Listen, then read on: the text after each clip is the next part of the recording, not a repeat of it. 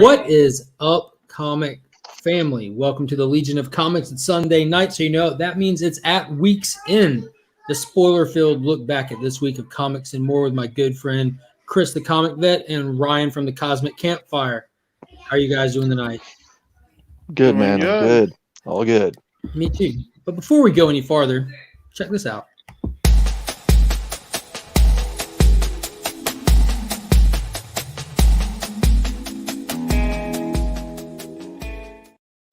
So let's go through the motions real quick. If you haven't already, be sure to hit that thumbs up, consider subscribing to the channel and ringing that notification bell. I am in the middle of an 800 subscriber giveaway coming up toward the end of that, a little bit over halfway now, I guess. We're going live Wednesday night, 9 p.m. Eastern-ish to do the live drawing for the winner, and you do not want to miss out on that. Tons of great prizes. There's also other great channels highlighted in that giveaway, so it gives you a chance to check out some other channels that you potentially do not already check out. And there's just a list of them. We have the Cosmic Campfire, the Comic Vet here tonight, Freaky, Louis, Justin Comics, Side, and Dales of Suspense are all featured in that giveaway. Very relevant. And also, if you haven't already, be sure to check out the secondary Instagram page I have going on if you're interested in checking out or buying any comics, you have any holes in your run, or just looking to window shop at some other stuff that you might not normally see. There are thousands and thousands of books to be added to this page, and we are only getting started. So if you don't see anything that you're looking for, feel free to message that page directly, and myself or my pop will go long box diving to see if we have it to get rid of. And everything's really priced to sell. There's no speculation prices attached to any of it. So it's a great place to shop for fair prices and more. And if you haven't already told your friends about this channel and these live chats that we do, tell them that fandom happens here. It's a great place to come hang out and talk and share all things comics. That's a mouthful. Awesome job. Thanks, man. You're definitely getting better. The information out to the people. Yeah. You're definitely speaking better than what I was earlier today. So good for you, man. Yeah, I like how many gifts you find for tongue tied.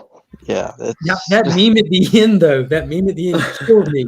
Oh my God, I was not ready. What is going on? Was Proof with 1971 first in the chat? Chip Getler, the man, the myth, the legend, the White Shadow himself. # We Are Finsback.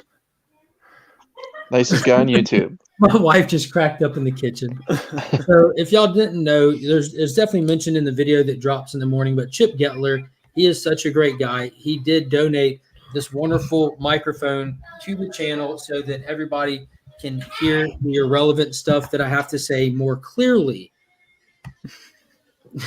And his face when he opened it was epic. Yeah, like I teared up. I really did. And if that wasn't enough, I can't really show you, but I had a camera show up today unannounced, an HD Logitech camera show up that was A-OK to me as well. So it's just been a very humbling past few days of how awesome this community is, and it makes me feel that much better that I don't know how other people feel, but I feel like I put a lot into these giveaways. I know financially it's not cheap, especially when you add in all the shipping and everything and the time to do it and all that. So it makes me feel better about putting so much into them because I feel like I get so much out of this community. It's really a fantastic community. Rami Salami's up in the building. What is happening, my good friend? Mars Comics is here as well. How are you doing tonight? And Nick's Kicks and Comics AO is in the building. Dales of Suspense as well is up in here. Maddie, how are you doing tonight? The one. Wait, what did Dale just say? Which time? The one that you just had up there. Did it say let's get ready to rumble? I think so. That's an American thing, Chris. Chill out. Oh, is it? I'm sure you're gonna find really? I wasn't familiar with that expression at all. Who is it? Michael Buffer? What was his name? Yes, Michael Buffer. Yeah, love that guy. He actually trademarked that. He should.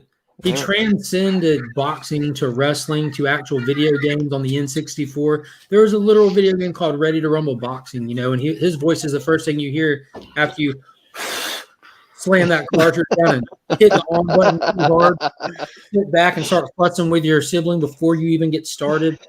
Nothing better than cartridge video games. There's not. Yes. True. That's why I stopped playing video games after they started loading. What does that even mean, loading? I turned the power on. Let's go. Pocan Joe's up in the building. What is happening? And if you haven't already, check out his channel. He's got the Would You Rather Volume 2 contest going in. We're getting to the very end of it. We got like one more day in the month, but it did get extended till an even next Friday. So get your video entries in. Amazing prizes going on with that. We've got Comic Kate up in the building. How are you doing tonight? Dropped an awesome short today as well on his channel. The man Justin Comics is up in the building. I wish that's twice now that I opened something and I wish the camera was rolling. Not that I could post on my channel, but I would have loved to send my genuine reaction to the people that sent it to me. Because I was just, man, it choked me up big time. What is going on, Lee? How are you doing? Appreciate you coming by. Those guys are doing awesome stuff. If y'all didn't see it or didn't know, Lee and Tyler over at Whack Comics just started a secondary channel called Whack Games, where it's going to be focusing on whacking some video games. I cannot wait to see the content that comes out of there, man. They are geniuses. Yeah. As well as Tyler's performance on In the Mix with DJ Links. Oh my goodness. I've never seen a man in high heels so savage. And I never saw his 50s, but I guarantee you he was wearing red bottoms. Guaranteed. Like man, he just is bitch a swear word. He just bitch slapped the hell out of everybody. He did. Like he was just like you're not even getting the palm of my hand. You're just getting the back, and he just bitch slapped his way through everything. Like I literally He didn't even tell him. Worry about that. I was. He didn't have to apologize. No, I was crying when he said something to Jason about Super Jesse being up in his DMs. Oh, I was crying. I was laughing so hard. No. That was brilliant. Like Jason didn't even bat an eye, which you couldn't see his eyes through his deep dark shades, but he was just still stone cold through it all. Like straight face, just like smack talking everybody, like even smack talking Jim Man, like it was fantastic. He was fantastic. And facts. Whack Games today. They got that first video up, which I did see that you had the first video up, but I've been off from work. It was a holiday weekend, and I've got an assistant manager who is fantastic. He's really good. Just got him into the role. Got him some major pay increases for it. And this is the first holiday weekend. And holidays are really wild at my job. I don't live far from my job, and I was actually up there doing like repair works with my brother. So I was kind of there. I'm always there in spirit. Like I'm a phone call away and a 3-minute drive, So I just let them ride it out. And because of that, I spent all this weekend with my family. I needed it, really needed it. They're not feeling good, needed a hand around here. I wanted to be able to like hang out in the community as well. But me and the family were able to go hunting this weekend, which was fantastic. And if you don't know, I'm a huge hunter. Love hunting. Comics, not animals. Makes no sense. I have grocery stores. But that being said, had a great weekend hunting comics, playing in the yard with the kids, just had a blast. So I've got a lot of content to catch up on, but I am looking forward to it. I heard the new Superman episodes were amazing. So many people reached out to me and said, have you watched it yet? Have you watched it yet? I have not. And I wish I had, because I think there's something in there that I'm going to fanboy out over. Is that the CW one? Yeah, the Superman show is like, it's been getting high praises already, but something happened with these last episodes where, man, I can't remember. I know Brent called me immediately. I know Steve said something to me, and there's like 3 other people. Freaky Louie asked me if I'd watched it yet. So everyone that knows me and knows that I'm a big Superman guy, they're like, dude, please tell me you've watched that. So that's something that I do as a family with my wife. It's Superman. It's meant to be wholesome but entertaining at the same time somehow. So, yeah, I'll catch up on it when I can. Hopefully maybe I'll do it tomorrow, because tomorrow the kennel's closed. I just work like split shifts, morning and afternoon, so I have extra time in the middle of the day. It'll be fun. How was y'all's weekend? It was all right. You were on vacation. Yeah, we went to Corpus Christi, and I enjoyed the things that we did there, like the museum, the aquarium. That stuff was all cool. The town itself can burn in hell. I never care to go back. But yeah, so it was cool. I really enjoyed the art museum. I really enjoyed the aquarium. We went to the Selena Museum. We got to see all of her stuff. So it was cool. It was a cool trip. It was nice to get away for like 2 days. She was quite a young woman when she was assassinated, wasn't she? 27? Wow. Probably not even, to be honest. Yeah. So, yeah, she was very young. She was just about to blow up, too. Yeah. It was crazy, though. Like, the museum, it was packed. Like, people like, filled in the parking lot. It was so packed. People were trying to get in. They were waiting, like, in these long lines all the way out to the road to get in, which I thought was impressive, because who would have expected her legacy to still be carrying that much weight? We went to like where her grave is. Like we were there like looking at her grave and stuff, and this van rolls up, right? This minivan rolls up, and I swear to you, like a clown car, it was like 25 middle-aged white ladies with these purple shirts on that said I drove 15 hours to see Selena. Now, has this Selena Museum just been set up in her honor, or has it been there a while already? No, it's been there since she passed away. Wow. That's awesome. In fact, the bottom floor is where she was recording at the time. It was her recording studio. And so they kind of remodeled that so you can walk through the whole like thing, and there's all kinds of like posters and stuff. But the second floor of it is still a recording studio, and her family still has artists that come in and they record and stuff. It's such a tragedy that she's basically now a household name, only because of her death. Didn't HBO Max just do a new series with her? No, Netflix did. Netflix did? Okay. Mm-hmm. But yeah. I can remember when she was assassinated, and then the trial that happened afterwards. Yeah. Yeah. That lady's up for parole pretty soon, I think, but she'll probably get denied again. And Chip Getler just threw the Whack Games link in the chat. If everybody can smack that and go ahead and sub it up. Yeah, perfect. My wife's doing the smack that dance over there.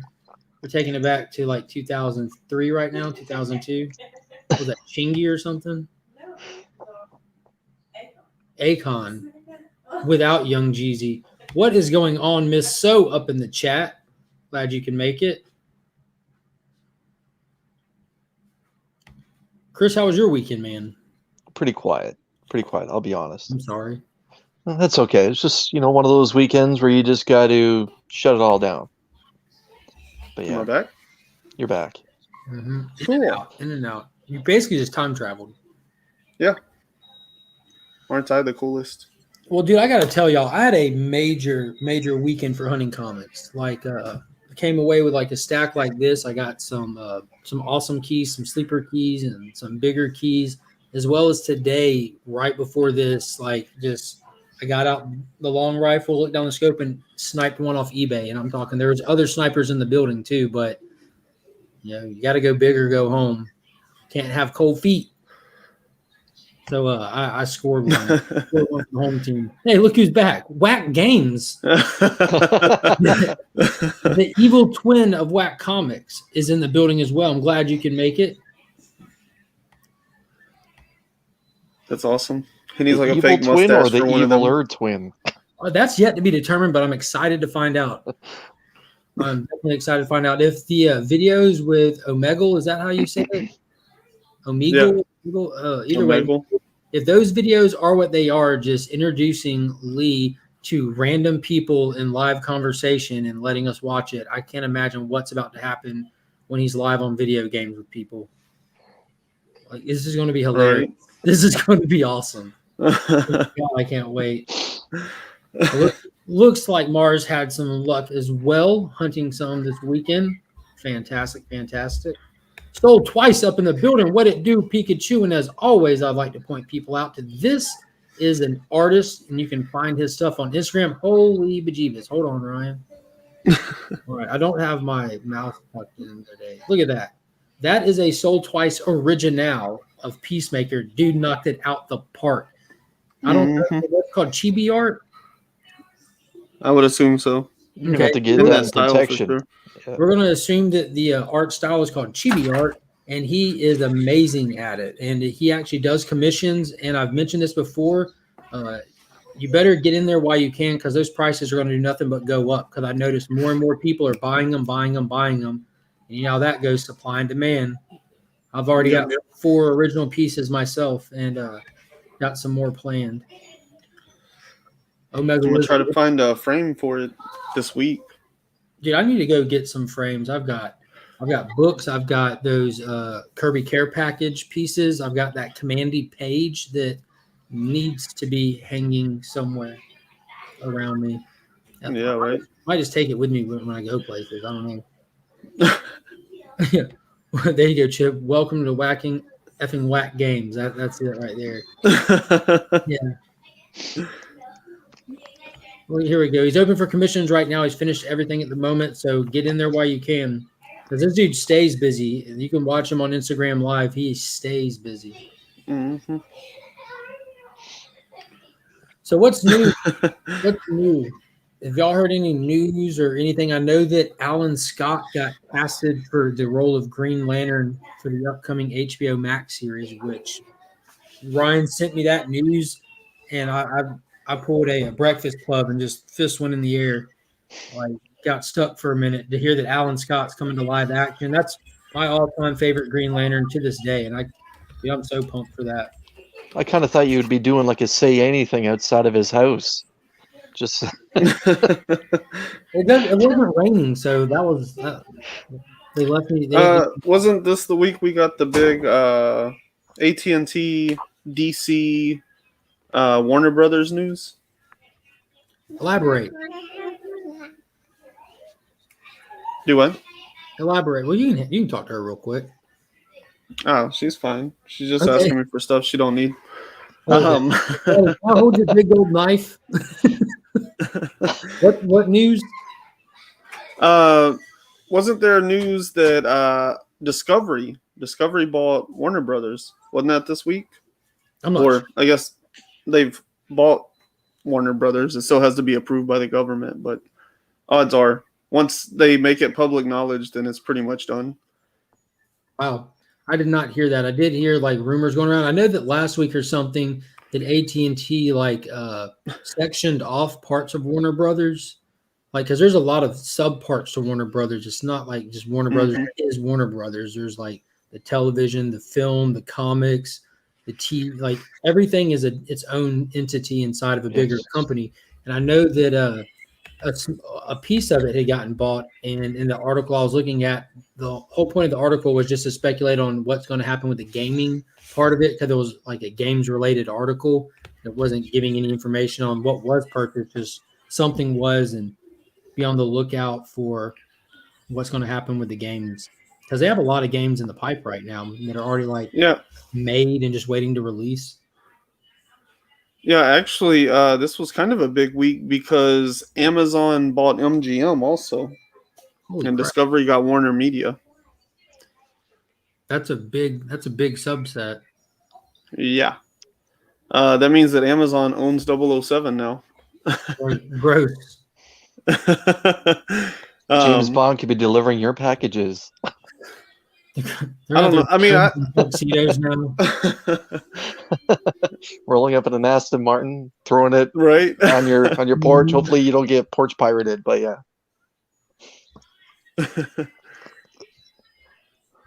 I don't know. I mean, I haven't really read through all the articles, so I don't know what all this means exactly. But assuming that Discovery owning Warner Media means what we think it means, or what you would assume it means, then I think that's actually probably for the better, because Discovery clearly knows how to make and manage media, and AT&T really don't have that great of a track record for creating media. If you want a cell phone or something, I think they can probably help you out. But what do they know about making movies and TV? You know, so it's kind of a weird. I mean, it's not that weird that they own it because conglomerates own everything. But you know, I think it'll be better if Discovery has it, considering that, you know, how much money they've made off of TV and movies and stuff. They seem to know how to manage that kind of thing a little bit better. Only time will tell. We can say hopeful. And if DC is part of that too, maybe them understanding media will actually help them understand that people that like comics should be making comics, you know, and maybe keep some of the AT&T corporate culture a little farther away, you know. So that could maybe help in the comics in some way, you know. I mean, they've been doing pretty good lately anyway, so I'm not complaining, but there was a time. You know, and I think that's also interesting because Joshua Williamson did that interview this past week where he mentioned that the Flash, when he was wrapping that up, that was supposed to be him leaving DC altogether, and because he wasn't on board with all the 5G stuff and all that. And then whenever it got structured, they basically got him to recontract because you know, they did cut down on the 5G and all that. So, you know, that's a powerful player in my mind to come out against the 5G thing, and so that makes that whole scenario a little bit more interesting once again.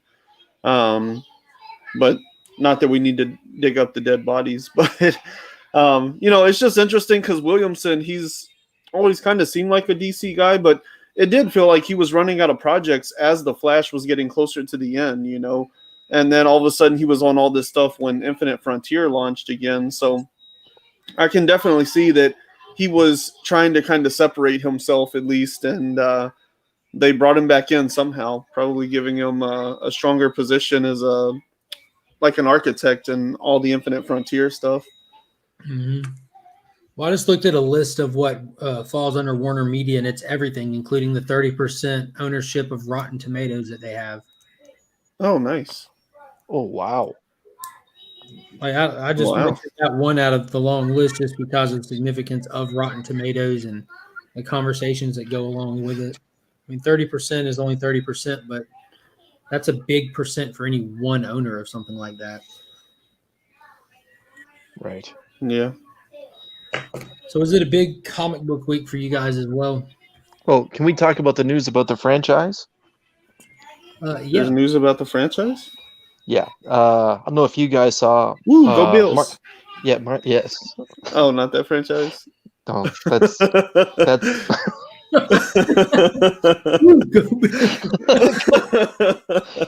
If I were you where you are, I wouldn't say. I was going to say, if I were you where you are, I wouldn't say that very loud. But yes, go Bills. You know, go Bills. When you say that in Western New York, that's actually both hello and goodbye. You know, you just walk up to someone, hey, go Bills. And then when you're leaving, you know, leaving a conversation, go Bills. Go Bills. So, but the news I saw from a couple different comic book based websites is that Spider-Man's next movie, No Way Home, actually refers to the villains having no way back to where they came from. I know that this picked up steam probably in the last 48 or 72 hours. But I found it very interesting, and then, you know, some of these websites actually threw in, you know, stills of Michael Keaton and Jamie Foxx's Electro and Alfred Molina's Doc Ock.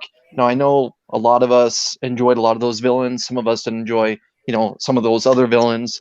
You know, I know Mark didn't like the look of Electro, but he enjoyed Molina's Doc Ock. Heck yeah. And but the other big news that I saw, whether it's a rumor or not, is that Willem Dafoe's Green Goblin is actually going to show up as well.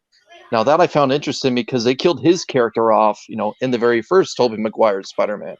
You know, with the whole scene where Tobey does the backflip when the glider is set to come from behind him and stab him in the back. And yeah, so I found that interesting news. Now, but again, the one movie news that seems to be constant over the better part of 6 months is the Spider-Man news. You know, it seems like the rest of it's been very silent. The Black Widow stuff on the Marvel side, the Black Widow stuff, the Eternal stuff, it's all been pretty quiet. But the one thing that just seems to be just out there cycling around. I don't want to say recycling, but just cycling is the Spider-Man stuff. And I'm almost at the point, boys, where I just want to hit the brakes. Like, I don't want to know anything else about this movie. Like, I feel like, we're hearing that Matt Murdock's going to be in it too, and I'm sure Doctor Strange is going to have a cameo. But like, for me, as someone that wants to walk in as without knowing as much as possible, so I can take it in and enjoy it for what it's worth. Like, everyone stop. So, yeah, that's interesting. I agree with Comic-Cade there. Like, the news is just becoming so much. Like, I don't doubt that it's all true, but it's the degree of truth that we really don't know. Are these characters all going to be there in full effect? Are they just like little cameo appearances? So, like, sure, they're confirmed to be in the movie because they're in like 2 frames somewhere, So I think that's where like all the rumors make it really hard to discern what's going to happen, because the Spider-Man movies have tragically fell apart every time that they try to add too many characters at once. Amazing Spider-Man 2 and Spider-Man 3. The one thing that seems to be the constant, though, is Andrew Garfield saying that he has no attachment to this film whatsoever. But we all know, in the world of professional wrestling, when they say, no, this person's not in the house, guess what? They're in the house. Yeah, that's going to be like the least shocking surprise of it. I was going to say, personally, I enjoyed Andrew Garfield's Spider-Man. But I agree with you. Spider-Man 3 and The Amazing Spider-Man 2, although they both had great scenes, especially The Amazing Spider-Man 2 had a fantastic scene with the death of Gwen. That movie quickly unraveled, and it had so much potential. But yeah. So I think my question out of that headline is, do we think that the villains are going to be brought through the multiverse? Looking forward Confirmed. So do we think all of these villains are going to come from the multiverse and they're not going to have a way to get back home? Or do we think that 6 specific villains are going to get pinched off into a separate universe where they can't get back to Spider-Man's universe, so that they can do a rated R Sinister Six sort of thing and have their separate universe with all their Spider-Man villains? Yeah, this is a good way to funnel more villains into the Sony Spider-Man franchise as well. Because we all know they're working toward a Sinister Six. That was weak, Monkey. Right, because with that segue, we did get we did get the apparent casting of Kraven. They say that. I ought to look it up. Was it Aaron Johnson? Yeah, Aaron Taylor Johnson, apparently. Now, I've spoken about this before, where I think that's here's the star of the show. Tell him hey. Just look at you, Ryan. Whoa. That means hey. Probably. Hey, Dale, that Legion shirt looks great in white, man. Yeah, she's waving now. She's just late. I actually thought I was just wearing like a flag of Turkey. I didn't realize it was Legion of Comics. I was just trying to support a fellow NATO country, but yeah. Yeah. But Mark don't eat meat. What's the question? But the apparent casting of Aaron Taylor Johnson in as Kraven. Do I think he's a dynamic enough actor to try and play such a dark-minded character? Absolutely. But I really think he needs to put on, 30 pounds of muscle to fill out what I imagine as Kraven just being a monster of a man. Yeah. Now, like I was saying before, Monkey came strolling in. This is a good way to pigeonhole some characters into Sony really fast, because we only have like the Vulture like in the trailer for whatever it was using the trailer in. We got Venom, and we have Kraven and Morbius. If we're going to try to put him on the team, but I don't see who fits on the team at all. But just to what happened with that movie? Wasn't that supposed to be like the first one to come out, and then Morbius? The pandemic hit, and now we haven't heard anything about it being released, and we've heard about Venom 2 and everything else already. I'm completely with you, Miss So. I'm sick of Spider-Man movies until we can get away from the MCU with him and a new actor. And not anything wrong with Tom Holland, but like the entire universe of this current Spider-Man stuff. Like, I like Zendaya as an actress. I don't care for her portrayal as MJ. I don't like the actor for Flash Thompson. I don't I don't like the entire vibe of the Holland era of Spider-Man stuff. They kind of went like everyone's just kind of small and goofy and nerdy. Everyone, like everybody, it's just everyone's the same exact character. There's no diversity of characters. They're all the same person. Everyone, Ned, Flash, MJ, Peter. I don't know. I would disagree on Ned. I would say Flash and MJ are just as sarcastic as anyone else could possibly be, but I don't think Ned could be lumped in with that way. I think the young man that plays Ned just has a different fabric about him. It's just a different character to me. And Tom Holland, yeah, they really try to stray away as far as possible as from what Raimi and Webb did. With their creations and their takes on them, and what we have was just I don't want to say like a nerd, but we had a poor young man, and they just decided to jump over the origin story. I believe Tony Stark called him a dumpster diver when we were first introduced to him in Civil War. Here's a good point. Like Tony Stark Jr., and that's really all it's been. Spider-Man hasn't sit on his own, and he's made like 4 movie appearances now. 5 Civil War, 2 Avengers movies, and 2 Spider-Man movies, and we really haven't got I think Far From Home was the closest we've got to it yet, but that was so Tony Stark heavy, and still looking for the father figure.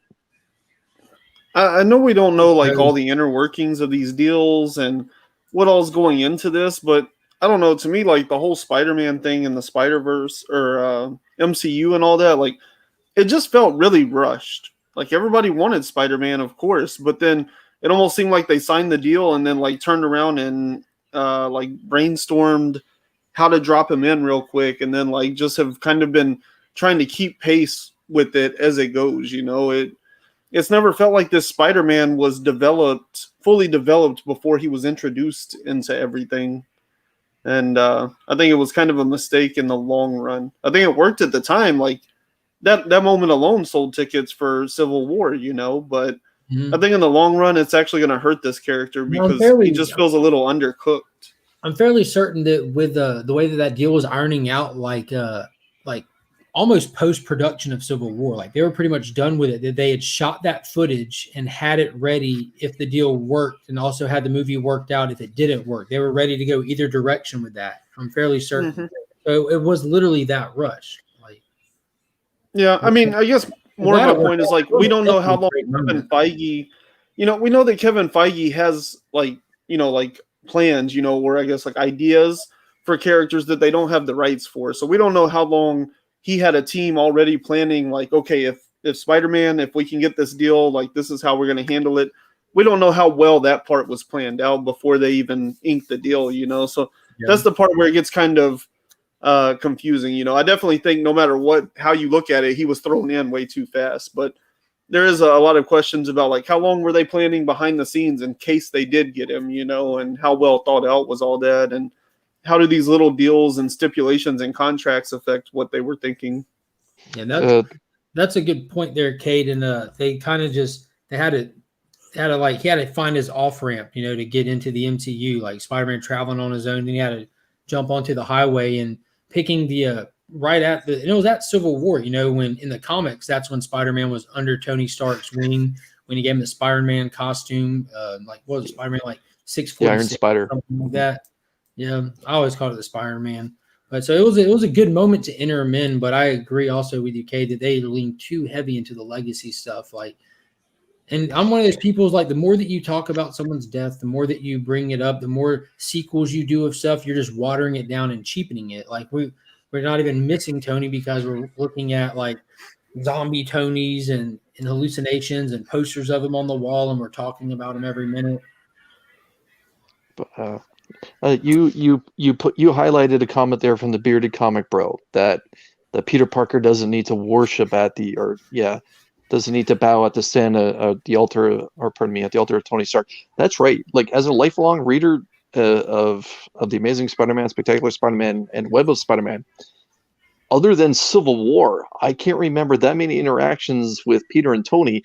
Whenever Peter needed help dealing with tech or anything like that, he always went to Reed Richards. Now, I know that the Fantastic Four themselves, they've been cast away from from the MCU as well, but that's something I'm kind of looking forward to. I hope that somehow that we get to see Peter Parker dealing with Reed Richards once the FF is brought home to the MCU.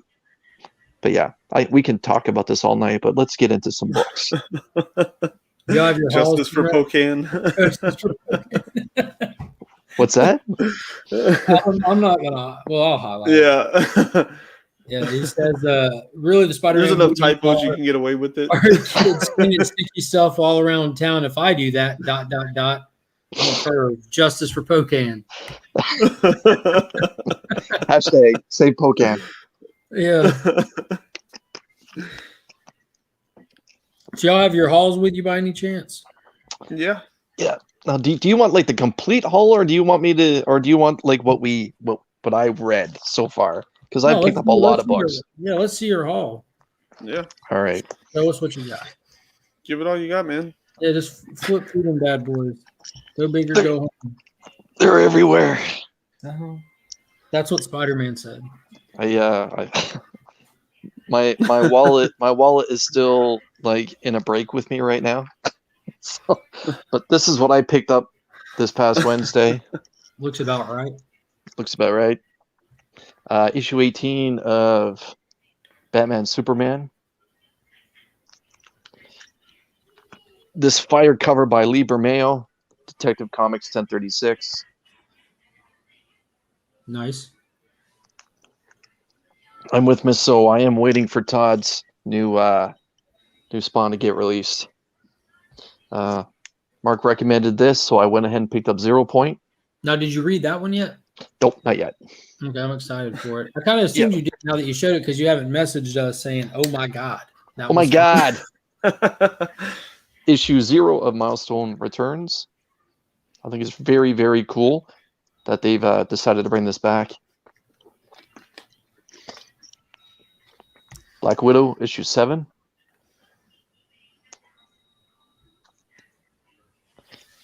Issue 26, The Clone Saga, Miles Morales.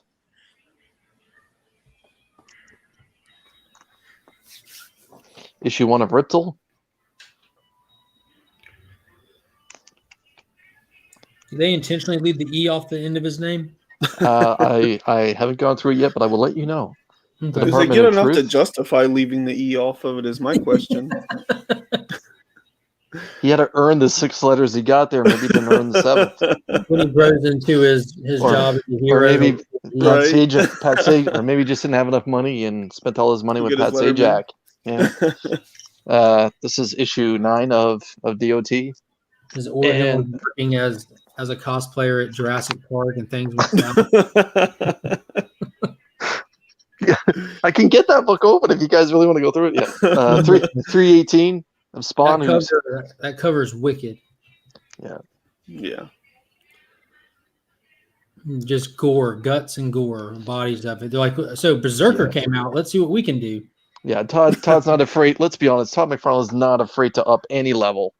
This is the 1 in 25 for Something is Killing the Children. Nice. One of the best covers of the month. The final issue of Black Panther, issue 25. Nice.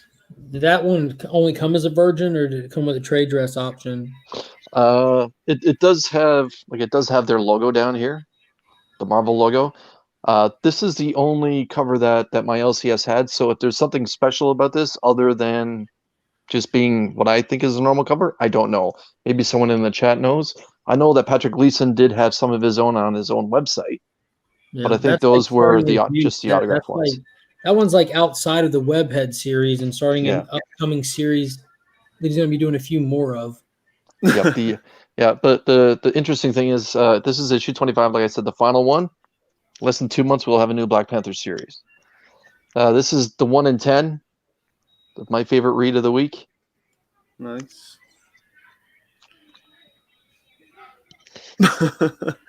Virgin variant of Something is Killing the Children. The colored one. So he sold the Virgin variant on his site. Mm-hmm. Teen Titans Academy, issue 3. The normal cover. Another fire cover this week. Mr. Miracle issue number 1. Yeah, it was. And yet another fire cover from DC. Like, you want to talk about how beautiful covers are. Let's just talk about this. Action Comics 1031 right now. That is a beautiful vintage type of artwork for Superman. The heartbreaking Last Ronin normal cover. Another fire cover from DC this week. Robin number 2. I'm looking forward to talking about that one. And 6 Chords, issue number 1 of 3. You figured out how to say it? I did, in English. In English, yeah.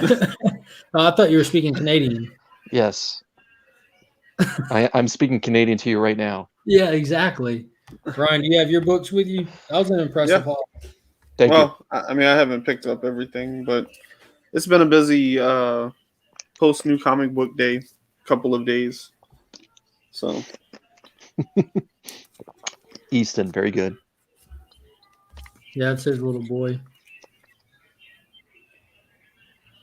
I don't know. I like this cover better than the other one, to be honest.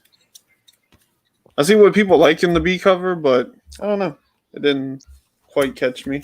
This is like 2 weeks old, but Layla Starr number 2. I still have to read that. Yeah, I still haven't cracked it open. I've been trying to read stuff that I knew we were going to talk about pretty unsuccessfully as well. So Nice. And then last one. Love it. And that's all I picked up so far. Not bad. Hashtag hockey bag. Hashtag what is a hockey bag? All right. So Right. going through just my new comic book day haul stuff. Got that Last Ronin number 3, cover Awesome. A, of course. These big books. The Other History of the DC Universe, issue number 4, spotlighting Renee Montoya's iteration of The Question, which I'm very excited to read. I'm 2 behind on that. Of course, Spawn 318 and this amazing cover there. This is the only book.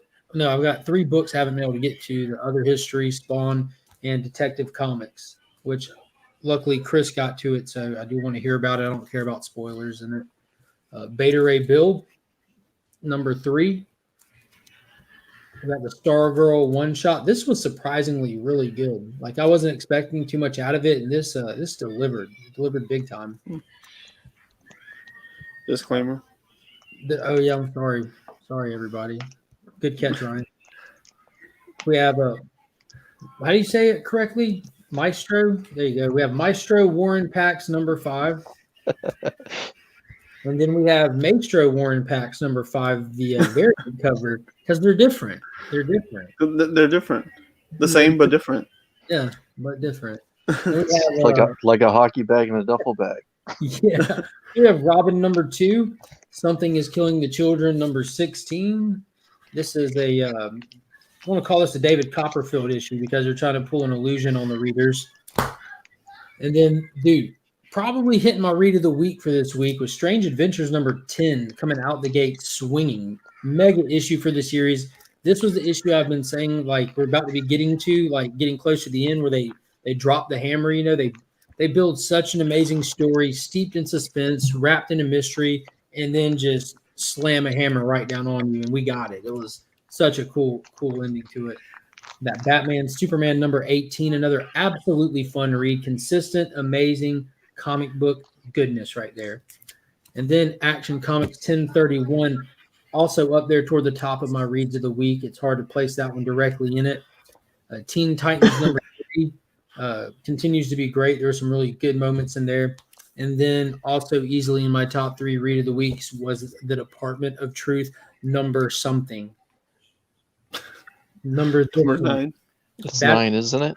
9. This was so solid. The Hawk is so cool. That dude is a savage. he plays to the beat of a different drum, and it's a one-man, like absolutely a one-man band. So it was a great week for covers, big books, reading, stories, just everything. It was good all around. Something is Killing the Children kicked back off. We got that Action Comics issue. the Maestro book came out with the variant cover for Maestro. Like it was just fun and solid all around. I cannot tell you how much I enjoyed it. Oh, I've got another one. I don't know how I missed this one. It was over in a different stack. Of course, I got that Mr. Miracle #1, The Source of Freedom.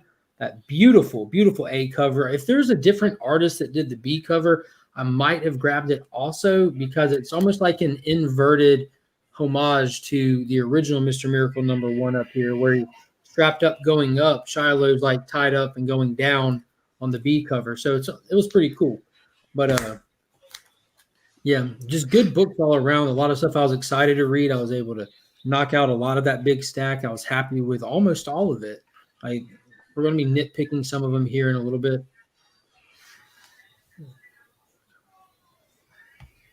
This is actually advertised as a spoiler-filled show, so we're excited. Mm-hmm. So many ways to pronounce it. Thank you so much, Joe. Maestro. Yeah, there's so many single ways to pronounce it. Yeah. There are none of which you're hearing are the correct way. Yeah, it's Maestro. I mean, yeah, you could just look at Ryan's T-shirt. Like we all know, like one of the main characters from that show is indeed the Maestro. The Maestro. Yeah, this hockey bag is not going anywhere anytime soon, probably. No, it's not. When there are other YouTube channels talking about it, it's now taking on its own life. Because Christian said in the chat, yeah, he's on my channel talking about it. So I feel bad if we hijack anyone's conversation. I mean, I just don't like to pigeonhole my bags. You know, I mean, you can put anything in a duffel bag. Once you have a hockey bag, that's just for hockey. You know, just for hockey. Yeah, I got like these great sleeves here. You know. You could call them card protectors, but they do a really good job protecting Social Security cards and all kinds of other stuff too. You know, like I have no idea what you're talking about. You don't need to pigeonhole stuff. You can leave it kind of broad and make them useful. What kind of card? Oh, that's true. How do they keep up with Canadians?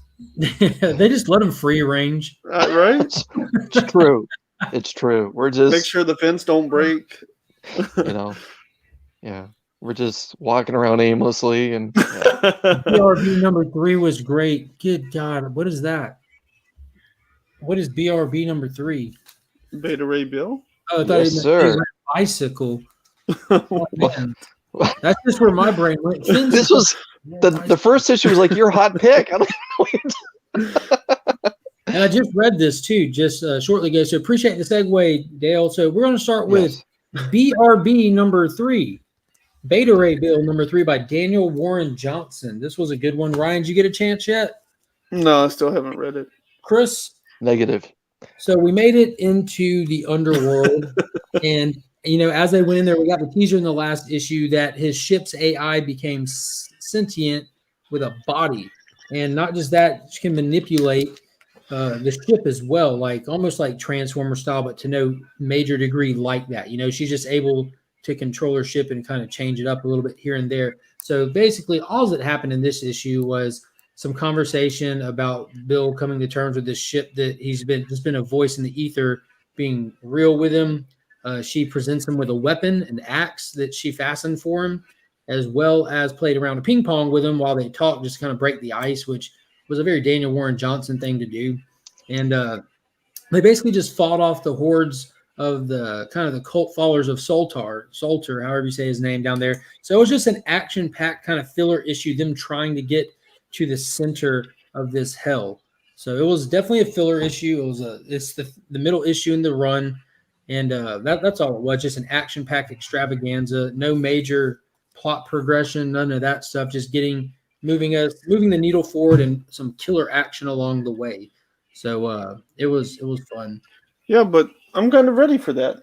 Like, you know, that's what I was saying the other day. Like the first one, we got like the nice little thing with Fin Fang Foom, but the second issue really didn't have much action to it. And, you know, that's one of Daniel Warren Johnson's great staples, you know, is some crazy, awesome action. So I'm ready to see a little bit of Beta Ray Bill letting go and just killing some stuff. No, did Odin make an appearance in this one as well? No. I think we Okay, might be so they past left him at the bar. service. Let me but let me tell you about this axe. She fastened this axe. It looks like a techno axe. It's even got little jets on the back, very much like the Hunter Warrior and Olita. So he fires that thing up, and you can see him holding it from taking off, and he rears it back, and he just throws it, cutting things in half left and right. Then you see like this nice big panel in there where Scourge is just shooting everyone, and Pippin is shooting, and Bill's just hacking away, and people laying in front of him, big chunks missing out of them. Nice. Of course, the art is fantastic. The colors are amazing. What is going on? Epic. How are you tonight, my man? But yeah, it was great. It was very great. It was fun. Again, it was the perfect balance for a middle one. Yeah. And this is actually our point, Joe. Hockey bag is for hockey sticks. Duffel bag are for dead bodies or money in the vault. Money in the vault, dead bodies. That's the only two things you put in a duffel bag. A duffel bag is what you put in the overhead cabinet on the airplane. No, a duffel bag, Chris. It's a duffel bag. That's what it's termed as to the airlines. That's big airline talk you're doing right there. Yeah, big airline. What? I'm in their pocket. I can tell that you live close to that big hub in Atlanta there, that they've got you too. But no, you can. But no, a hockey bag, duffel bag, or a duffel bag, or a hockey bag, whatever. It's just a hockey bag. Any city that has an NHL team in it is going to back me up. So, like, what, 5 cities in the world? Easy now. There are 32. There are 32 on this continent. On this continent alone. Wow. Well, hockey has a much bigger following than I ever would have suspected. It's head. true. Also, it's 7 true. heads in a duffel bag. I think it's 8 heads in a duffel bag. The Joe Pesci movie. That's a funny movie. Rocket powered. That's what they had all those heads in at the beginning of Action Comics 1030. Oh yeah. When you walk into Mongol's throne room, you have to bring a duffel bag to present to the king. Mm-hmm. Yeah, and they'll empty it out right in front of him. Yeah, all of his kids' heads. You don't show up to a god with nothing to give. There's going to be a fight, much like in Batman Superman. Yes, sir. There's a graduate speaking right there. Sorry, Ryan. I started rolling on it. No, you're fine. I saw you creeping up. I know you read this one, Ryan. No, I think I started it, but I don't think I got to finish it. All right, take off, Chris. Oh, I'm just like Ryan. I got through the first 3 pages. Oh man! And then we went live, so here we are. Yeah, I was wrapping up Department of Truth when we went live. So more or less, this was nonstop fighting. We had the confrontation of Batman and Superman Golden Age ones that are together, confronting Martha Wayne, evil Martha Wayne, and coming to terms with her being a bad guy, as well as Bruce, this Golden Age Bruce, like seeing his living mother again. So there's a really cool moment with that. We also get to see Superman deck Bane / Alfred, and there's not much to it. It's just straight action. That character that first appeared, that wizard-looking character who's kind of orchestrating it. We find out that Martha Wayne is trading him criminals from these pocket dimensions for technology. That was the big thing we find out. That Mark, can you back up to the page where we have the Lobo ad? I think that's like page 4. The bottom area, you can see Superman being blasted.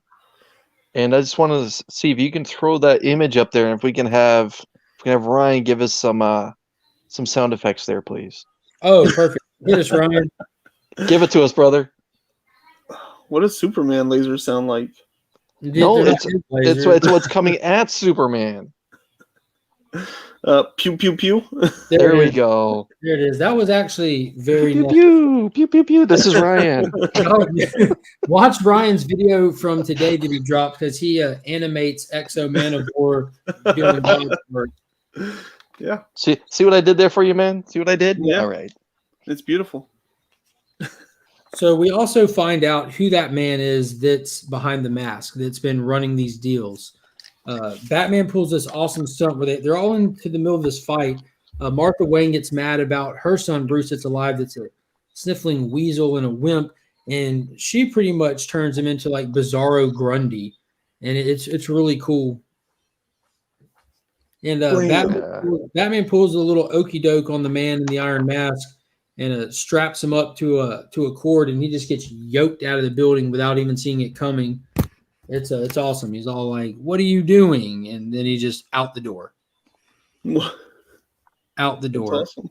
Yeah, it really was. But they get his mask off, and it's none other than, drumroll, Lex Luthor himself. What? So it was a cool little move that they threw in there for it to be a Lex Luthor. And he was telling them that he's already experienced this world, this dimension, these film reels that Arturo IO is producing, and that none of this matters. And he's from a world that Arturo destroyed whenever he got bored with it and this and that.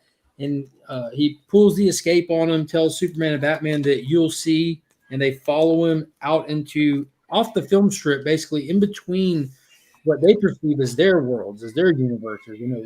It's really cool. So it's going even more meta, which I'm excited about, because I'm almost under the assumption they can't exist out there in nothing for long, that they're going to have to land on a film reel or another world. Instead of having worlds in a multiverse, we have worlds on film reels just all around each other. So he's going to have to find one, and he's going to have to find him quick, and they're going to have to follow him, I'm assuming. So we're about to be getting all kinds of really cool iterations of Batman, of Superman. Yeah. It's going to be fun. It's going to be fantastic. I'm looking forward to it. Yeah.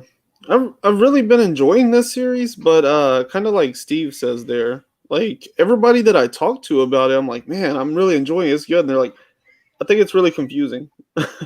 So I don't know. Because I find the storytelling to be pretty genius, and like it totally makes sense to me. Like the moment that he plucked that ring from Lex Luthor's finger on that in that second issue, I was like, oh, okay, I get this. This makes sense, and I'm really enjoying it. I think it's a lot of fun, but it definitely doesn't seem like the kind of thing that's for everybody. Yeah, definitely not. I just like that they've kind of taken the concept of worlds inside of a multiverse, inside of an omniverse, shrank it down to physical property, like tangible. It's basically turned it into a visual metaphor. Like a world is a film reel. They're next to each other inside of this building. This building is the multiverse. It's that simple. Well, and to me, it makes it kind of fun because, if you think about the multiverse, like with all these different worlds, like our existence is pretty infinite. Like anything could happen. All kinds of crazy stuff could go down, It almost makes it kind of weird that we're abandoning all these possibilities to go to a different universe or something, But when you think about how a film reel and like film itself is capturing just this very limited perspective of a world, well, then it kind of makes sense that they're film hopping because they need different resources. They need different things that, their world is not infinite. So they have to go to a new world to find it. Very true. This book has endless possibilities as well. And I know that you sent a cover to me that's coming soon. How soon? I don't know. I didn't check. I didn't really look ahead, but that cover has me hyped, kind of knowing that we're about to be bouncing around. I hope they play this out for a while. There's no reason. I think that's the June issue or July issue. Nice. But I just hope they don't burn it too soon. Even if they solve the Arturo IO problem, I hope there's still issues with what remains, with his property that he's been manipulating and he's been the custodian over, or whatever the case is. I hope they just treat this series like that. Let it be like a fun, what if self-contained Elseworlds thing. Because at this point, we know with the newly structured DC Omniverse that there's actually two centers to it. If you don't understand how that's possible, go read Lawrence Krauss's A Universe from Nothing. They'll explain how the universe works for laypersons.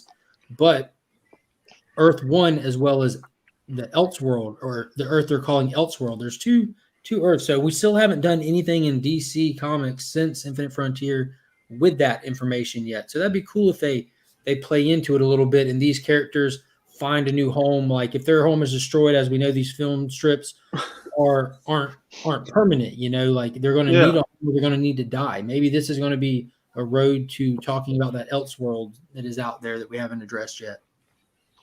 Yeah. The artwork for this particular issue is very fun in its campiness. It had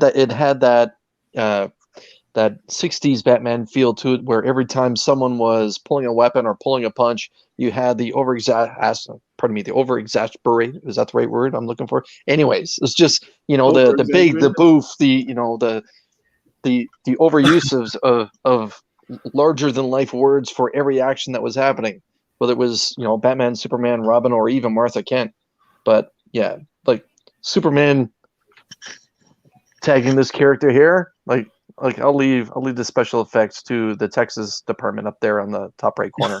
But yeah, like it's essentially every page them going through the window. You have a giant crash, then hitting the grump, hitting the ground on the next page. It's a giant whump. You know, it's almost every page, and it's delivering on the fact that it's supposed to be like a Hollywood type of thing where everything is just over animated. Again, Superman dropping the right hand, wham! You know, sorry, man, I don't mean to steal your thunder. And it's Ivan Reis, so it's amazing art. It's consistent. It's well drawn. Everything, no matter how much action or stuff's going on, it's not convoluted. It's easy to discern it. The panel-to-panel work is amazing. Which, if you had an artist that wasn't tip top with their consistency, this book would be a jumbled mess. Like, you couldn't let somebody like who's doing We Only Find Them When They're Dead. Oh, Simone DeMeo. Yeah, Simone DeMeo. If Simone tried to do this book, it would just be one solid blur from cover to cover, which is just that some artists have to work with space and some people can work in tight spaces. And Ivan Reis' art continues to shine as consistent and amazing. Yeah, I've been enjoying this series. You know what book the art is the opposite of this series? Department of Truth. I wasn't even looking. There we go, Ryan. All right, I'm going to say this again, and I'm going to be right this time. I know you read this one. Yes, sir. I enjoyed this one. We got because we met Hawk in the last one with the helicopter and everything, and this one kind of brings us back into that world, and now he is I don't in the last issue we kind of saw where it seems like Cole is kind of getting off to himself and trying to figure out what side is right and wrong, and then we see Hawk kind of come in and catch on to that. And so in this issue he's kind of collecting information and letting Cole know that he's watching and he knows what's going on, and kind of puts him on this path of you can't be a double agent, you're not smart enough to do that yet. I kind of did. So yeah, they're talking about magic, and I thought that was really cool that it's not, he's explaining that it's it's suggested, that you create the environment that allows the person to understand the magic that's happening. And so you have to kind of control the environment of the people in order to control the conspiracy theory, and that is the magic behind it. There was a lot in this issue too, an absolute ton of information, especially on Cole's history, his backstory. So we find out in this one that the Department of Truth, or at least the fiction, the person working as the resident fiction, which is the term that was used for somebody who's capable of imagining hard enough to correct or incorrect reality almost on their own without a group conscious doing it. We learned that Hawk himself, the resident fiction, had a hand in Cole's debacle when he was a kid, with the whole thing in the 80s with the daycare where they were where he had that whole thing with the Starface Man and with the eating of the children and all that he was dealing with. He was actually propagating that conspiracy to be bigger than it was. For some reason, he helped fuel it. They started plugging subliminal messages to Cole. They wanted him to re-interview and redraw the Starface Man to solidify him. So we know that there's a reason that they have Cole in there now, where we guaranteed that he's not only been looked at by the department or noticed about how powerful he is as a potential fiction, but it looks like the department was grooming him. They probably test ran him. You know what I'm saying? Yeah. Yeah, that was really cool too, the way that they were talking about again, controlling the narrative, he watches these Saturday morning cartoons like any red-blooded American. So we're going to insert these little flashes of Saturday morning cartoons, and that way it'll plant the image, and that way when we tell him to draw it again, he'll get it right, And so again, just like how can we control and manipulate people that are possibly even more powerful than ourselves, you know? Mm-hmm. You know what it kind of reminded me of? Legion, the TV show. Mm-hmm. The way that like Legion is like this incredibly powerful guy, but he doesn't really understand how to control it. And so like he's being interviewed in these therapy sessions, and really they're trying to convince him to do what they want done, you know? And so that's kind of how I saw like all this stuff playing out with Cole in this issue, is like they know the potential of how powerful he could be. And so they're trying to kind of like control and manipulate that and harness that for their own means. Yeah, I have to agree with Austin. If it gets any better, might have to go to the Nut House. And also, what is going on, Austin LeMay? And also, if you don't know, that is the fantastic artist, Austin LeMay. Go check him out on Instagram. He does amazing work. It can be spotlighted on there. Check it out. Hashtag Austin over Peach. Spread the word. Spread the word. We'll never live that down. We're making that a thing. What did you say? If hashtag Tyler Sucks can get over 500 posts? Yeah. Surely we can get Austin over Peach. Higher than that. 1,000 plus.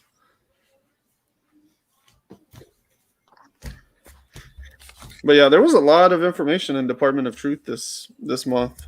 I was impressed with how much was there. Dude, it was awesome, dude. Getting a fresh issue, like if something that you're so excited about, to get a fresh issue with so much content packed in there, just absolute amazing story development. Every step you took was on a completely new path, and it was the polar opposite with something. Something is killing the children. But hold on, I am looking. By the way, I still got to say I don't like Cole as a lead character. I just don't like the character himself. Dude, I think I'm not saying I'm like the story. I just don't like him. Like I just don't like him. He's just not a likable guy. I don't know. Anyways, other than him murdering two people, not knowing if it was the right thing to do, what's unlikable? Right. Yeah, come on. Well, I mean, he's also like very blank canvasy. Like I am looking forward to this. I hope that they talk about. I hope they talk about that American Homemade movie where we saw Bigfoot doing that walk and where he kind of looks back over his shoulder. The Simpsons even poke fun at it in one of their episodes where they say, "Oh, we can see your watch," when he's walking in the suit. I hope that they talk about that video. I think in great detail. I'm absolutely sure they will. They have to, but I'm excited about the possibility of the next issue taking place in Oregon. The home of Sam Squinch. So it's gonna be awesome because Huey over at Blast and Stash, and he has to fight a freaking Sam Squinch just to check his mail every day. So it's gonna be cool to get some light shine on that a little bit into his world. Persistent, huh? Every day.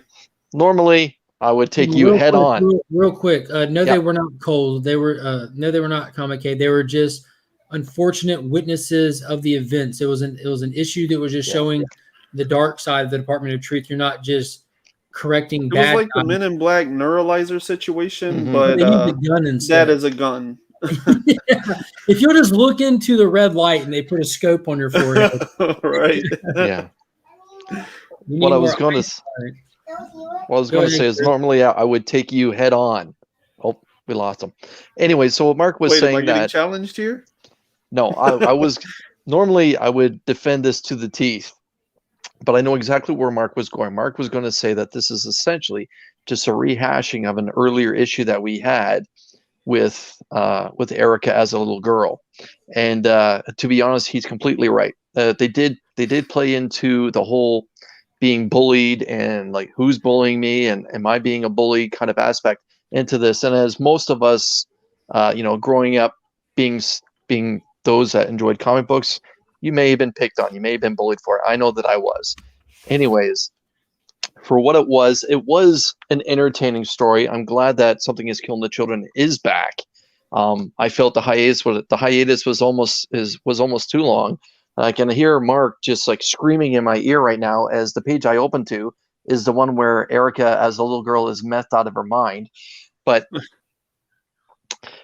it starts off with her basically laying at the feet of her slaughtered parents and her slaughtered best friend, who was also in the bedroom that she's in, after Erica took or had a hand in taking down a monster that was attacking her family. And then one of one of the assassins from the House of Slaughter showed up to help the family, and it was at this point that. What's that? I'm sorry, I was thumbs upping that we're done with Department of Truth. We're done with Department of Truth. But we're introduced to the first scenes of Erica being taken away from her home, being led to the House of Slaughter, and at the last moment, she decides to take one of her stuffed animals with her, and it is the octopus that she grabs, and the woman that's taking Erica away can sense right away that the octopus is something significantly more than just a stuffed animal. We have flashbacks of Erica dealing with the monster in her room and what happens to her friend who's having a sleepover. After that, it's essentially just a car ride for the rest of the way to downtown Chicago. To me, looking at some of the imagery that's there, it looks like it's something possibly off the Miracle Mile. And they're talking about bullies and being bullied, and how to be descriptive to it. And at that point, another woman from the House of Slaughter comes out and starts giving the woman who found Erica a hard time about bringing a girl back. And again, it's like I know what Mark's going to say. It's just a rehashing of an earlier issue, and it's really hard to argue that. Although this has to be the brightest issue of something that's killing the children I've ever read. Like I can't remember how many different issues that we had where everything is happening in just normal daylight. But like I'm trying to find a positive here. Overall, out of 10, I'd give the book like 6.5, like a 6.5. Yeah, there was no bad writing done, and it was all insignificant, unimportant, and unnecessary writing. They told us what happened already. Now they showed us what happened. This was literally just a washout issue because they know that in the time they took to break the series unannounced, they broke it with a short announcement, so it drove up a lot of hype. They dropped a whole announcement on the show coming. They've done a lot in the time since issue 14, so they're giving a jump on issue, just a no necessary issue. And the only thing that I feel like we really got in this issue is the fact that you earned the teeth on your mask. That's all they gave us of new information, which that's and fine. Different masks, different colored masks. We already knew that. We knew that from issue whatever when they called in the cleanup crew to go to the town, and there was a separate room. 6, right? Mm-hmm. But we get the greater detail about it. Yeah, it is what it is. It was. So 8 already mentions earning your teeth, so we get nothing new in this issue. Okay. Which is fine, I guess. If this was a free comic book day issue, it would be perfect for that. But this one cost money, so it's a great series. It's a fun series. It's a series that it already takes 14 issues to give us one single story, really, which I love this series. I really do. Not a fan of the pacing. Not a fan of the pacing. And it's not the pacing. It's paced fine. They take a good paced book and they just they cut it into a lot of very short segments. That's all. It's a fantastic series. Like, it really is. This is the first issue that I have anything to gripe about, just because we've been on a hiatus and you come back and give us nothing. Like, look at we only find them when they're dead. We're on a hiatus and they just came back and blew our socks off. What a flash forward, right?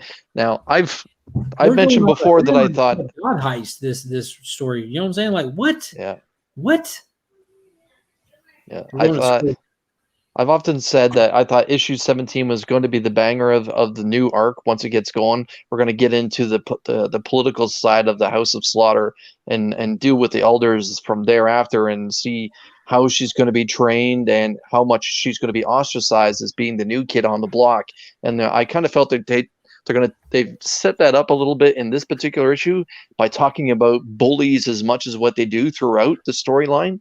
I think that we're about to see a young girl just be bullied to hell, bullied to hell and back and forth, and eventually start to stand up and swing her way out of it within the House of Slaughter. And that's why she feels like she's so ostracized through the original 15 issues to get to here.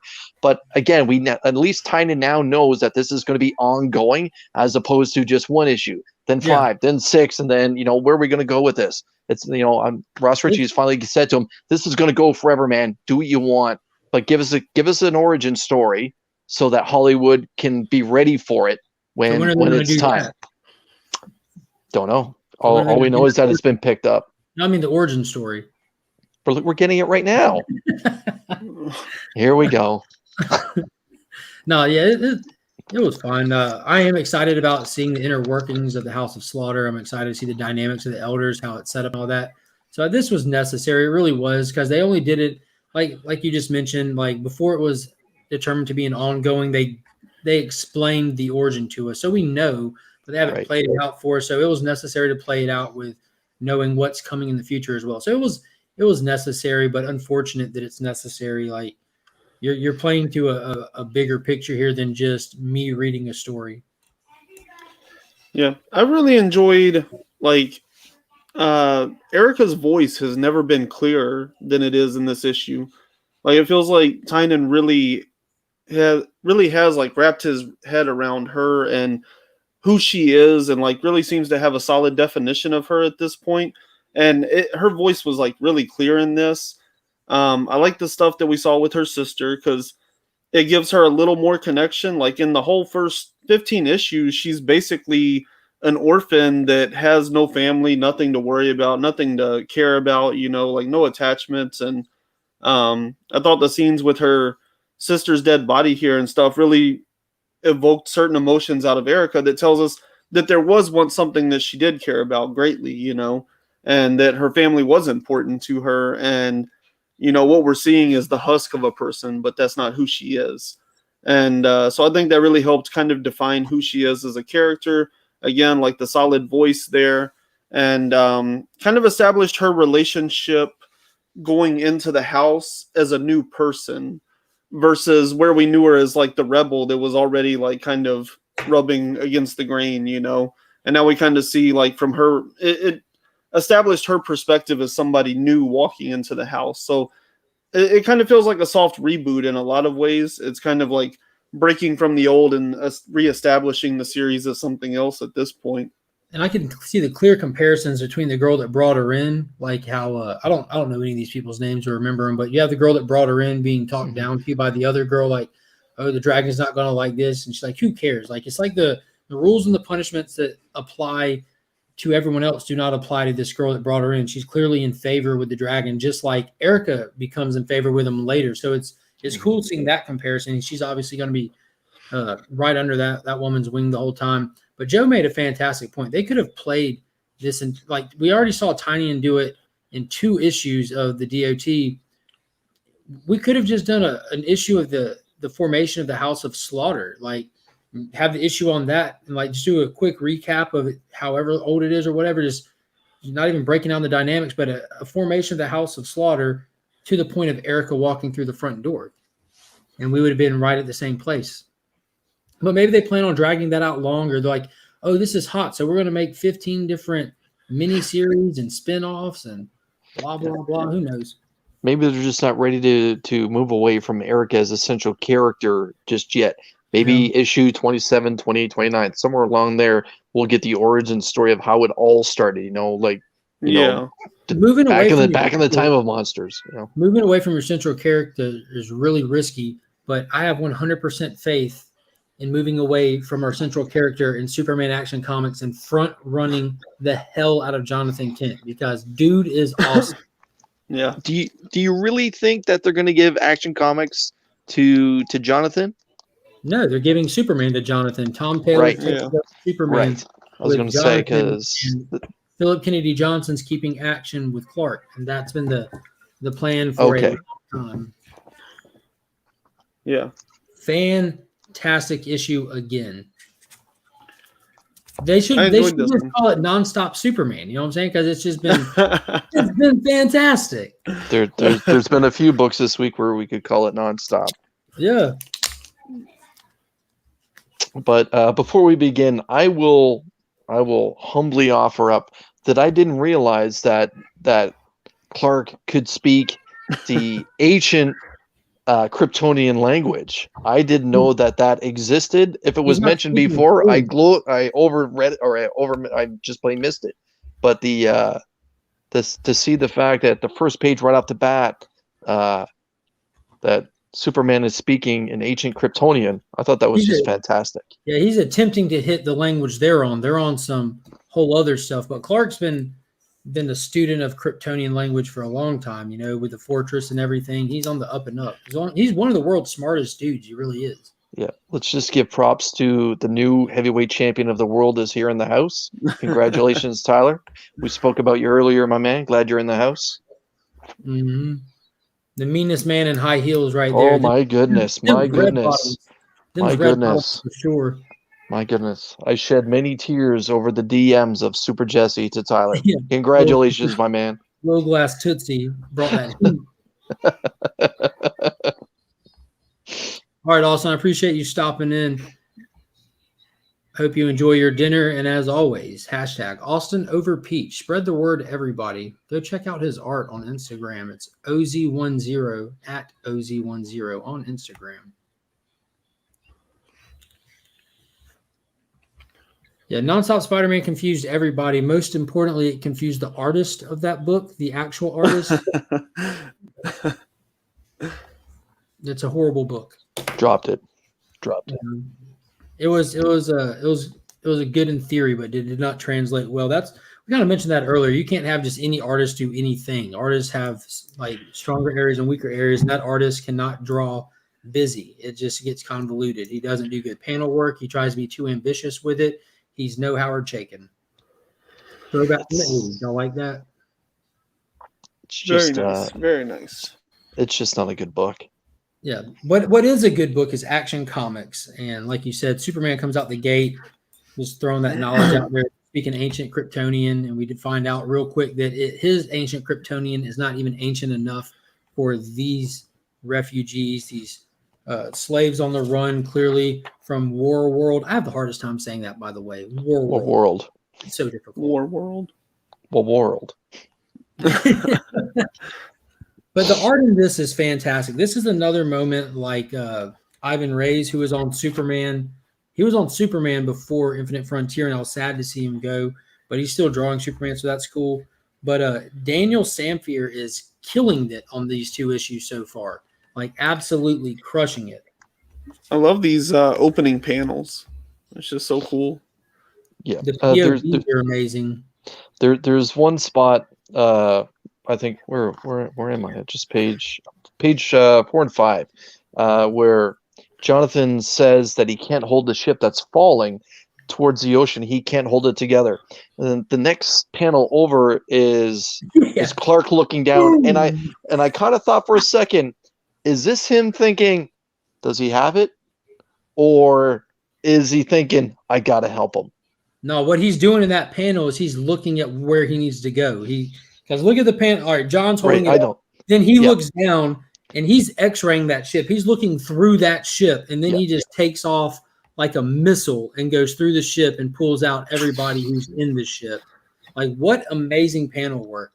Like, him and Jonathan are literally welding the ship together, trying to hold it up. And this is after Superman takes chains of all things from ships from War World, and he's throwing them through the ships, their own chains, throwing them through the ships. But he bolts through there and rips out the survivors right at the crash. That was really cool. And then you get that gorgeous single page splash there. Like this is masterwork right here. You're right, my man. The texture on the water and everything is just like so. The rainbow down there, it's crazy. Yeah, that piece of work was not done in an hour. No, but yeah, aside from a fantastic story that we deal with here, with Clark trying to communicate at the best of his abilities for the first half of the book, it's just beautiful to look at. Like, every page is not just half-assed done. It's complete and thorough all the way through, the way that a franchise title should be done. You got to remember, we're holding the series that started everything, and the creative team behind this is definitely doing their due diligence in delivering that to us properly. So we get a lot of cool stuff. Like, talk about books with delivering information. What's going on, Alex? Delivering information to us. So we find out the refugees are from Warworld. They have these chains on them. They have a Superman S branded on their hands. The ship crashes, and we get introduced to Atlanteans now. Like, we're getting some Atlanteans, Infinite Frontier era, finally. So Superman's convening with Arthur, who says that he's not really in charge now. And they got a couple other ones there, and they're looking at a fragment that came out of the ship, and it is wielding some kind of power that they can't even really register. They can't even properly gauge it.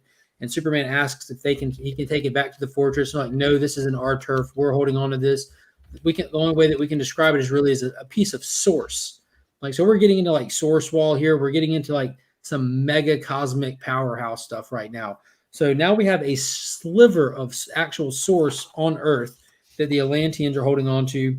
And then they show Superman that they have a bunch of their captives, some of the survivors from all the ships. They have them in holding cells, and Superman's asking if it's really necessary because they're all chained up also. And Aquaman and the Atlanteans explain that those are their chains. They came with those chains. They're not our chains. We just put them in the box. And they don't want the chains taken off. No, and we have this. We have Superman trying to be the great mediator, saying, "Well, give me a chance to talk to him and everything." And first off, the boxes that they have them in are actually made out of hard water, and it's really cool because we have a panel where Superman goes in to talk to him, and just like in the movie, it's portrayed pretty much the same way. He just he's allowed through it when it's necessary, kind of thing. It was really cool. So he goes in there to try to talk to him, and they're pretty much just taunting him, laughing at him, joking with him. And the big dude, this was my favorite part of the whole book. So Superman trying to be nice, trying to be peaceful, standing there stoic as he comes. You get the big dude just takes a swing on him and shatters. Absolutely, just hold on. Let me pump this up real quick. He absolutely decimates his own fist. Yeah, just maims his own hand. And then he goes the chin of Superman. And then he gets for a headbutt and just completely destroys his own head. Like, literally destroys it, like cockeyed and crazy afterwards. His head is just like it's right. Like insert Ryan's special effects sound here. It's just a fantastic scene spread over 2 pages. But yeah, it's it's terrific. And the fact that Superman stands his ground and there's not a flinch, there's not a movement. He doesn't. There's no change in his demeanor whatsoever. And he's just like, if this is what you want to do, go ahead and do it. It was like the scene in Batman v Superman where the kryptonite was wearing off a little, and Batman's just punching him. He goes from flinching to just standing still, and then the metal starts breaking on him. Yeah. It was awesome. But yes. Yeah. So then we get into a little bit of actually the Superman family. We have Kara, Jonathan, Lois all talking about how this could possibly be a ploy. We don't really trust these people. What's their deal with the chains? And there's just a whole lot of uncertainty around how to move forward with what's going on. That's when we find out a little bit of the whole chain thing. The girl wakes up who was a refugee saved, and she immediately freaks out and starts wrapping chains around herself. She realizes she's somewhere she doesn't recognize. She smashes Keelix, and then we flash to Warworld into a little flashback of her being like obviously a little leader of a small band of people on Warworld. They're all chained up, and Mongols branding them all with the Superman S and like kind of torturing her people worse than her, and saying pretty much if you gotta like determine the fate of your own kind, and pretty much he wants her to stop Superman or something to save her people or whatnot. Just torturing people, playing games with people. Yeah. The first page that we see Mongol here, it's very reminiscent, or the way he's standing and looking down at the young girl at his feet on her knees is very reminiscent to me of Darkseid is. Is Mongol related to Darkseid at all, or no? No, he's just a big bad, just not a. Mongol's just a title. The way it works is like it's very Sith, but predates Sith stuff. Like you have Mongol, the title, and you're only as powerful until your son kills you. You know what I mean? Your son is meant to kill you and take the title. Hence why an issue ago we had the still unknown visitor come to Mongol on Warworld and throw the duffel bag full of heads of all of his sons, guaranteeing that he won't be usurped anytime soon. So this Mongol, being that it's a title, can be as big and as bad as Philip Kennedy Johnson wants to write him. So I think he's about to be really pushing a new level Mongol. This is our introduction to this Mongol. You know, it hasn't been determined that this is this Mongol's first run or anything, but I think that's what he's kind of hinting toward or writing to. And he really does run a grotesque ship over there right now. You know, he's doing some crazy stuff. And we know from Future State, the dude's twisted because he's had Clark depowered on World, running him in a gladiator arena, allowing him to die just to bring him back to do it again over and over. Like, so this dude's super twisted. We see how he keeps his own people, like legs cut off, arm cut off, like wrapped in chains, and basically like the gimp. So it's a very twisted Mongol we have here. Yeah. Yeah. It's I thought it's the return of Superman. Let's just be honest. We were talking about this a while ago, and we have him back. Yeah. Yeah. I really enjoyed the family dynamic stuff, you know, and you know, with Kara and Jonathan there, and seeing how they interact and what they know and how they feel. It felt very true to their character because, like, you know, Clark has kind of been around and he kind of knows like his limits and what could potentially be a dangerous situation for him. And so he comes off much more stoic. Like, let's see how, you know, how far they can go, how powerful they are. Like, I don't really feel, you know, a concern for my life at this point. So, like, I'm going to trust them knowing that, like, I could always override that. But Jonathan, you know, he's younger, he's unsure of himself, and he's very fearful of what these people can do, you know, and what their real motives might be, you know, because he seems a little more fearful for, you know, lack of knowledge as to, like, what his power level is and how unstoppable he might not be, you know, like, he don't want to lose control of that situation. Whereas Clark seems to be handling it more like, let's just see how this plays out, you know, because right now he feels safe, you know, like, he don't have to worry about dying. Nothing's going to kill him at this point. So I don't know. I thought it was really cool to see how they all interact, and bringing Kara in and giving her the knowledge and background and information. You know, that's the other thing is Jonathan's kind of like the odd man out because they both speak the ancient Kryptonian language, and Jonathan doesn't know what they're saying, you know. So it's another just like interesting way to play on the insecurity of youth. And speaking of the insecurity of youth, you didn't read the Midnighter story, did you? I did not read the Midnighter story. Yeah, real quick. Have at it, my man. It was more Midnighter talking to the AI in his head. This is really the only true bleed over we have from Future State, talking to that AI working on his assassination plot, kind of putting it together, a little bit of dynamic at the house with him and Apollo, how it's kind of fracturing with him being not the Midnighter that left. So it's kind of like a flip-flop with an out-of-time counterpart and go back home to not your original time. But we also get a big cliffhanger that Mr. Miracle, who we know was on World, kind of wrapped up in a lot of plots, is actually chained up in the facility, and that's where they leave us off. So it's actually it was really cool that lead in and had kind of give you a little bit of hype before you start that. But go ahead. We got Robin #2 this week. Right. So this is a book that's been on my radar for 4 weeks, essentially after we had issue #1 where Robin had his heart, or Damian essentially had his heart ripped out, the final page, and showed to him. Mm-hmm. We don't want to rip it out and not show it to somebody. You want them to be sure that it's a la Mortal Kombat. This is your heart. Look, it's in my hand. Goodbye, Johnny Cage. But yeah, I don't want to say the book jumped the shark. However, the first page, we have young Damian quickly healing up, and that's because he is on the Lazarus Island. So as you can see, the hole where his heart was massive is now small, and he pulled a Wolverine, and he's all healed up. And we later find out through this particular issue that when you're on this island and you're battling to the death, you have 3 deaths. The first one you can come back from, the second one you can come back from, and if you decide to leave, you can leave with respect. But if you die a 3rd time on this island, you stay dead. Or you lose your soul, don't you? You don't stay dead. Yes. Your soul is lost, right? Right. Which plays into the whole Lazarus pit thing. Like every time you dip in it, like you come back to life, but a little piece of you stays behind. Right. And It's I really found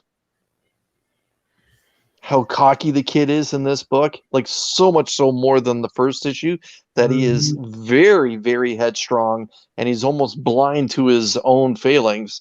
And it kind of, caught up with him in the first one. But this second time around, when he realizes the rules of the game, he goes out looking for a little bit of blood. And again, it almost plays into an independent type of book where he's just kicking ass and taking names. Yeah, they went full Indiana Jones on us. Yeah. And,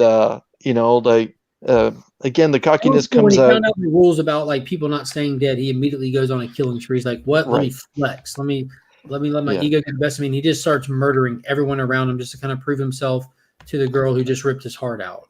Right, and then he essentially looks at her in all the chaos and says, "I always feel better after a warm up." Yeah.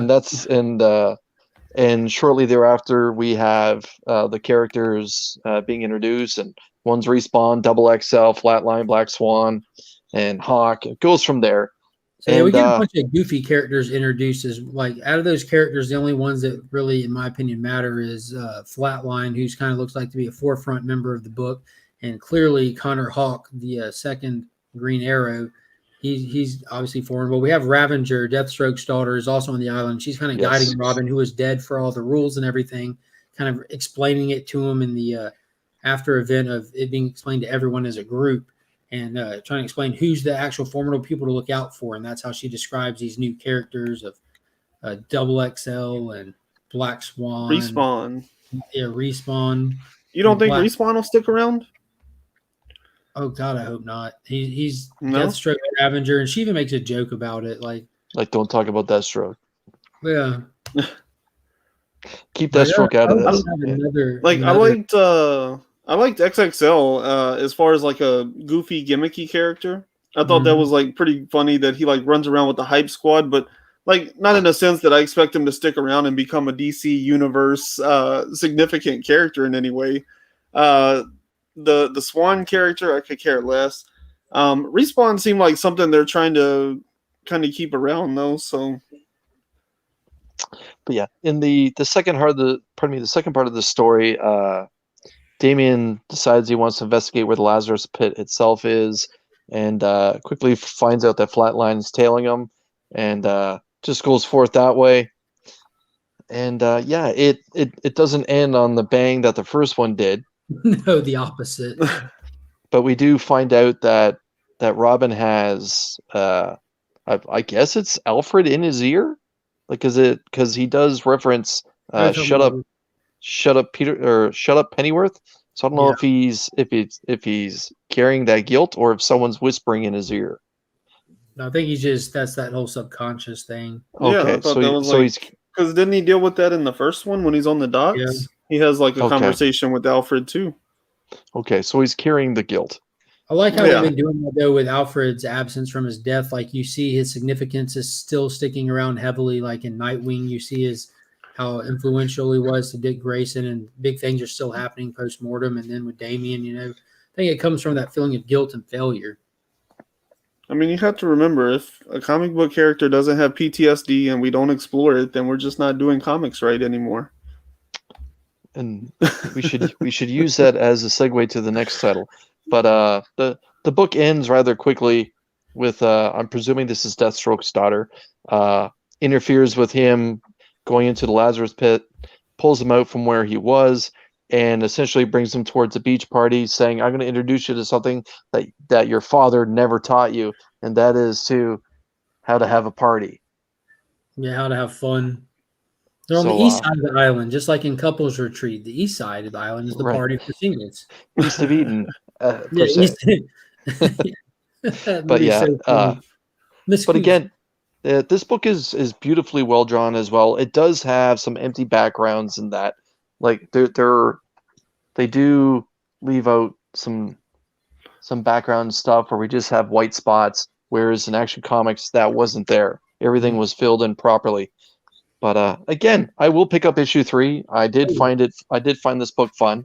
I would say I enjoyed the first one a little bit more just because of that big shock cliffhanger ending. But again, one of my favorite covers of the week is for Robin issue 2, the Pete that's cover. a really cool cover too. Yeah.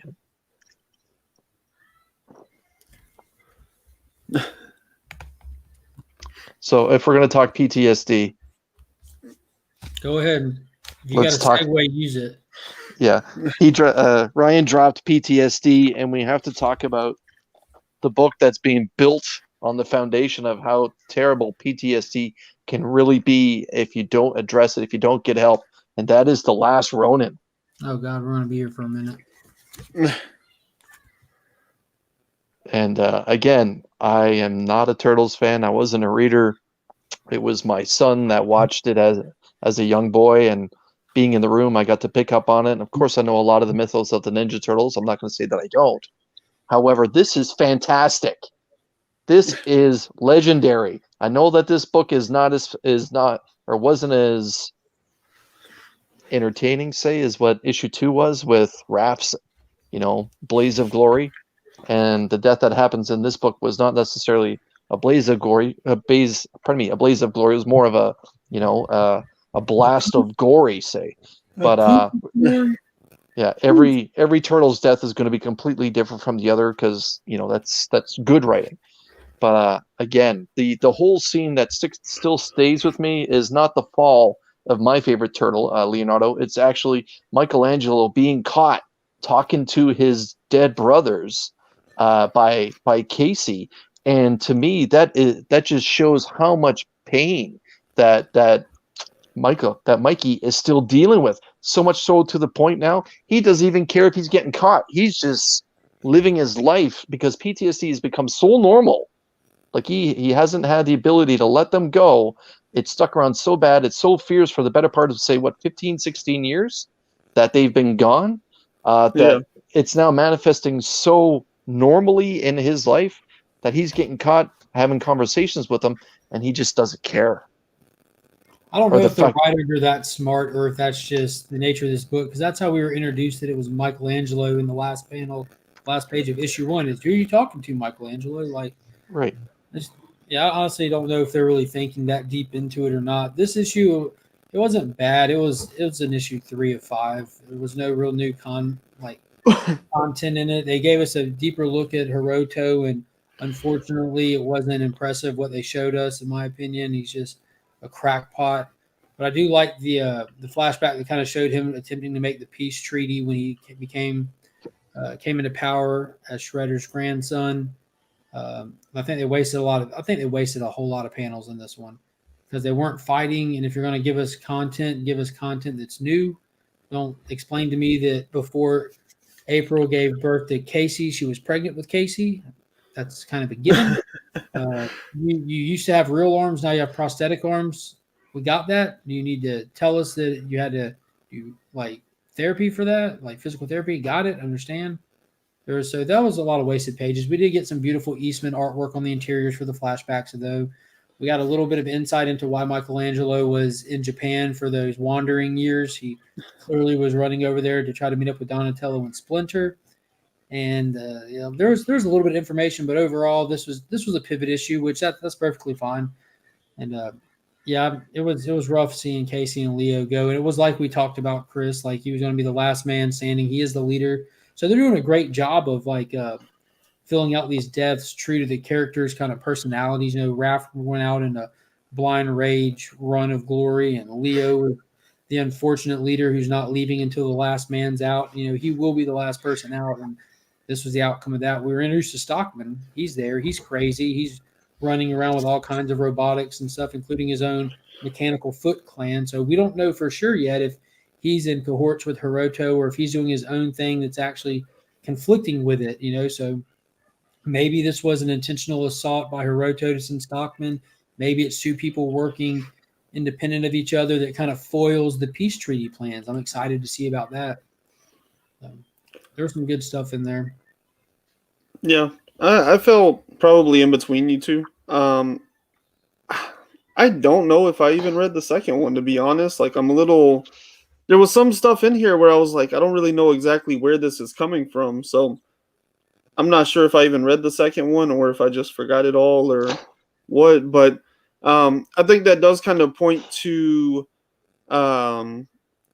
like it's just hard whenever like as good as this book is and the excitement behind it, which is like completely warranted at the same time, like it's just hard to keep up with the monthly comic when it shows up like every 3 months, and I think this is going to be like a fantastic read if they come out with like just a nice like hardcover, the whole story right there, you can just read through it. I think it's going to be great like that, but every 3 months makes it almost hard to remember things sometimes.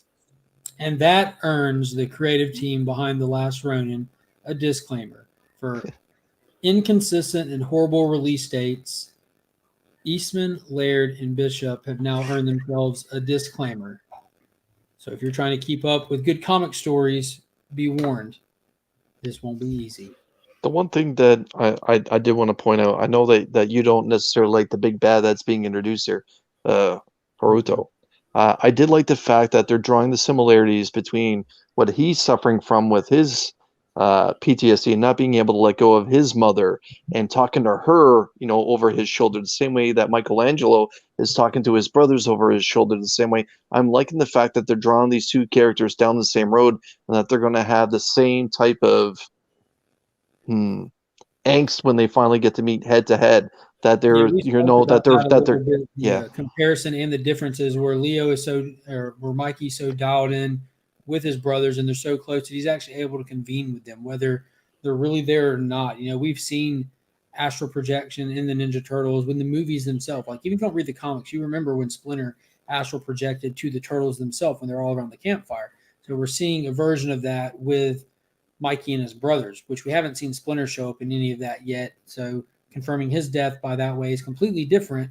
But seeing Hiroto attempting to do that on that weird walk on the roof where he's tripping and falling, and like it was very odd. That was a whole weird scene. But seeing him talking to the sky to his grandfather, I know you're listening to me. He doesn't have that connection. He's completely disconnected from what he's reaching for, and that might be his own psychosis. We haven't seen him. We haven't seen anything about where he went from looking like he was completely stable and level-headed when he was coming into leadership and where he is now, where he's just completely psycho. Like there's no, I guess we haven't been really to peg down what kind of character he is yet. Well, all we know is we can't peg him down. He's just all over the place, literally just fumbling all over the roof. I'm just thinking that it's setting up a battle where we're gonna have the two main characters feel like they have an army of ghosts backing them up, and I liked it. I liked it more than how you're presenting it, but again, I do agree the timing and the release dates of this book are incredibly frustrating. And I'm sure the omnibus will be released at a beautiful price of $79.99 or whatever. Yeah, that's the other thing. The price point on include all the covers in the back. Yeah.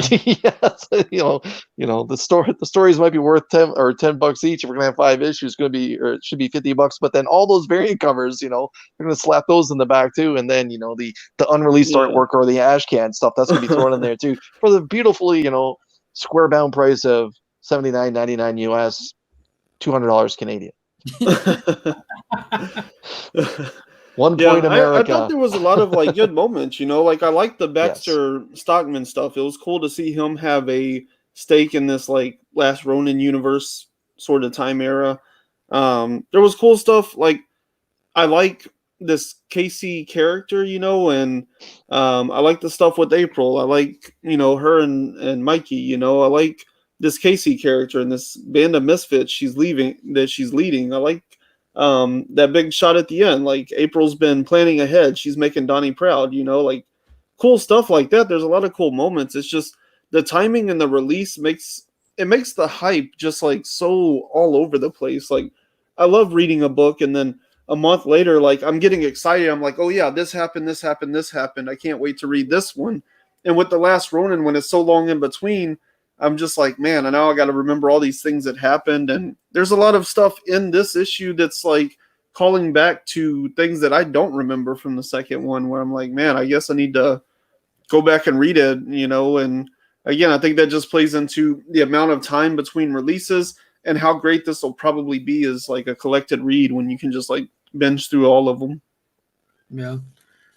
Well, a dark future has never looked darker. than in Maestro and in Maestro. Then what? Okay. Isn't such a cool Glad you clarified. Yeah, Gulliver Travels cover there with all the little Dr. Dooms tying him down on the beach with a little. Yeah, that's so cool. That's pretty cool, man. Oh yeah, that's pretty original. Yeah, this is like the only book I try to pick up all covers for, but it was fun. Like we found out that like with the whole Pantheon that he demolished in the last issue that Dr. Doom sent so he could take his share. He comes back home, walks up to Dr. Doom, and they shake hands. It was all part of the plan to take out the Pantheon and AIM, leaving nobody but them two to rule the world. And Maestro there had a problem with that and poisoned Dr. Doom. And he told him, like, I'd expected you to be smarter than this. And Doom says, I am. And they just start fighting, and it's awesome. And Maestro tricks him into some large magnets and literally rips his metal off of him, then punches him one good time in the face and walks up to him and sees his face and he gets taken back. He's like, oh, crap, I did that? He's like, no, you idiot, Reed Richards did. And Doom was able to teleport out in that moment. But the fight was longer than that, but it was really cool. And that's where it kind of left us. And we also get confirmation and a tease that there's another series coming. Abomination will be featured in it as well as Namor. So more people survive the nuclear holocaust. So I'm excited for those. Isn't Dr. Doom such a great character? Like, such a great character. Little Weasel. I just like characters with metal masks. They just look really cool. See? Like Leonardo DiCaprio? Yeah. Well, an Iron Mask. An Iron Mask, sir. Well done. Well done, true. Ryan. Yeah, and Peacemaker. I haven't read this book though, so I don't have anything to say about it yet. It was good. There was fights. A lot of fights. Ooh, that sounds good. Allegiances were formed. Tensions rose. Crush leaves the Teen Titans Academy. She's not happy at all. We still do not know who Red X is. We find out that he's not as far in Amanda Waller's pocket as we thought. We have him not liking the dynamic of the Suicide Squad and the angle they're coming at the Teen Titans. So he actually intervenes on both sides, playing his own angle. He takes a bunch of shots to the gut, a few to the face. Peacemaker gets thrown around, and the school is fractured, and they're sad that Crush is gone. So we get to the end where the Backpack is on the case of trying to solve who the Red X is in the next issue. So I'm completely disinterested in that. Do not care for the Backpack to go solve any mysteries. I do not care for these goofball characters at all. I don't know. I like my characters. I don't need all these unimportant. I mean, if you're going to introduce all these kid characters, at least kill some off. Like, go ahead and kill some. Something needs to kill the children. Yeah, you got extras. Let's take them out. But needless to say, they do not get Bolt. They do not get her. But we find out that she was in Amanda Waller's pocket because at the time of her accident, losing her limbs, we also found out she uses the speed formula from Johnny Quick. That's how she's able to use the Speed Force. She doesn't have it inherent like a lot of the speedsters. Oh, okay. She has the formula. Amanda Waller's the one that hit her with the prosthetic, so clearly she was being watched beforehand, knowing that she had the ability. She's from Australia. We got a good bit of information, a lot really, and a really cool fight scene. And this is how we know with the Lobo Crush series that's about to start next month. This is where she leaves, so that puts her in place for the series. So it was good. It was good. That's what's up. And Bert says, #chump. That's how I feel about Peacemaker. Dude, it's so funny. I don't want to spoil the moment, but the encounter between Lobo and Crush was amazing. Peacemaker, he tends to take some hits now. Like he does play the douchebag role, so part of that is taking a good hit. And he walks in all confident, and then her chains just go around his arm, and by the time he looks at him, she's planted him in the wall. Granted, Peacemaker, so he can take a hit. He gets right back up, but it was still hilarious. Just no doubt. And she's like, "Oh, you think you are?" Boom, and then it's on to the next panel. It's great. He's such a cool character. Yeah, I just love how over the top he is. Yeah, perfect. Did you get a chance to read it yet, Chris? I went through it quickly. But yeah, I agreed totally that Peacemaker seems to be the punching bag in this issue. He is. Like Crush tags him with a left. Like it's just everywhere. Every other page he's getting tagged hard. Dude, and Red X takes some hits as well. Like, yeah. I can't remember who it is, but there's a cool moment when you have like Beast Boy or someone jump at Superboy because Superboy, who's on the Suicide Squad, is an ex-Teen Titan. So someone jumps at him, he's just like, no, he just puts his hand out, and just stops him. Yes. Yeah. I gotta admit, I'm curious where is this book going to go now without Suicide Squad? Because I feel this arc is done like dinner now. When it comes to the Academy itself, is this going to be it now? We're going to get like 9 issues of Who is Red X? I think it starts off with Nightwing saying that okay, he's human, and okay, is this what we're going to get now? We're going to get a teaser for the better part of 5 or 6. Well, I mean, we know from the last page that it's supposed to be getting this little goofy group of characters that call themselves the Bat Pack. Just look like a bunch of fanboys that are going the orphans, that are going to go on the case of solving who Red X is. So maybe like with these last few issues, we haven't been leaning into the who is Red X except with the senior members, So now more of the school is getting involved. It's becoming a bigger issue now. Red X is like completely out in front of not just the teachers. It's not just like something that the students are aware of what a Red X is and the teachers are worried about it. But the entire tower just saw him come in and fight everybody, both sides, So now it's become a big enough problem that it needs to be addressed more. So that's pretty cool.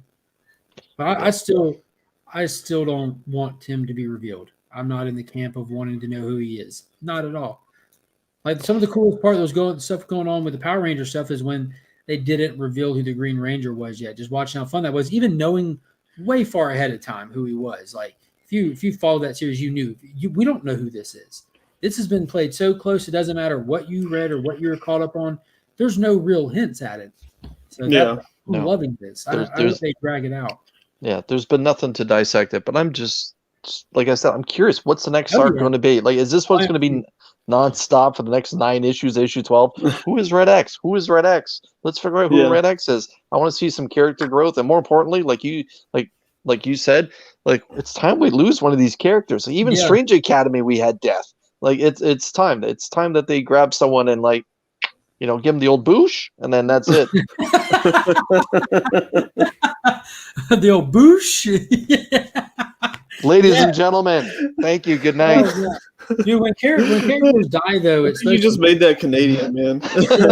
When characters die, it's definitely supposed to mean something, and none of these characters really mean anything yet. So they might just be holding off for that, because like when the 7 Soldiers of Victory lost a character, it's haunted them for decades, even all the way to this Stargirl one-shot. This was amazing. This was so fun. It was not just a hanging out on spring break. No, it was literally Stargirl and Stripesy there going to meet up with the old team because the new Crimson Avenger, who's got like this haunted guns from her predecessor and everything, she's trying to clear up the wreckage of her past basically and go find a missing teammate. And it gets into like time travel characters and everything. They hop around and they talk about his last hoorah where he's riding a fiery ship out to the bitter end, and we find out his body was never found because he was never lost. He was just lost in time. So they have this epic fight, this awesome battle. Golden Age characters galore, and they try to come to terms with it, and all that they wind up getting is the body that was never found to begin with. They're able to bury their friend. They're able to get that kind of closure, even though it's still open-ended. But the best part about this book is this was a major setup teaser for what's coming from DC Comics, and I am pumped. I think I sent the picture to y'all, but we get this very, very awesome page. It's just where there's looking at an old photo and you're just like, oh man, that's fantastic. Right. The character herself, the character's been around for almost 60, 70 years. Who? Stargirl? Like is Stargirl's Golden Age? No? Or is Stargirl made for TV? No, she came out like the 2000. Jeff Johns created her as he wrote her for a relative. Like I can't remember if it was his daughter or his niece or something, but he literally created her for one of his relatives. That's why it's like such a passion project for him. That's why they made her into a show. That's why this book is in my hand. She's such a great character though. She's really fun. She's like the heart and soul of the team. She's got that good-hearted spirit. She's fantastic. But then here it is. When you get like this cool little past this prologue page, where they where you get one time traveling bad guy, Degaton shows up to the Clock King and threatens him about messing with his time traveling powers and blah blah blah, and then he needs him back because he's got a lot of people that he's planning to hurt, a lot of them, and you get this 2-page splash of all the JSAers, and the ones in the background are like the throwback images, but in the foreground there in color, you get like the JSA ink, where all the current characters. All of them. And look at Alan Scott's costume. It's been updated where his shirt's not tucked in and it's like buttoned across the side and everything. So, and we know he's going to be coming in the Infinite Frontier series. I'm super hyped for that. We got Jay Garrick back, Mr. Terrific here, the new Hour Man. We have Cyclone in there, Dr. Fate. It's just Obsidian, Thunderbolt. Just they're all there. Jade, Atom Smasher. Like we're finally getting the JSA back. It looks like after the tease and Doomsday Clock of them being gone and them coming back, and a couple of teases we've had since then, like in Death Metal, having Jay Garrett present, and then in the Infinite Frontier #0, getting a couple of characters spotlighted. It looks like they're finally on the way. So I'm so pumped. Here we go. Thank you, John DeCon. It was his younger sister who had died. That's who he wrote it for. So he's basically drawing Stargirl as his younger sister. I appreciate that, man. But yeah, it was such a fun issue all around, really fun. I was a little nervous about it, because a lot of these specials aren't always bangers, but this one was an absolute banger from start to finish. He crushed it.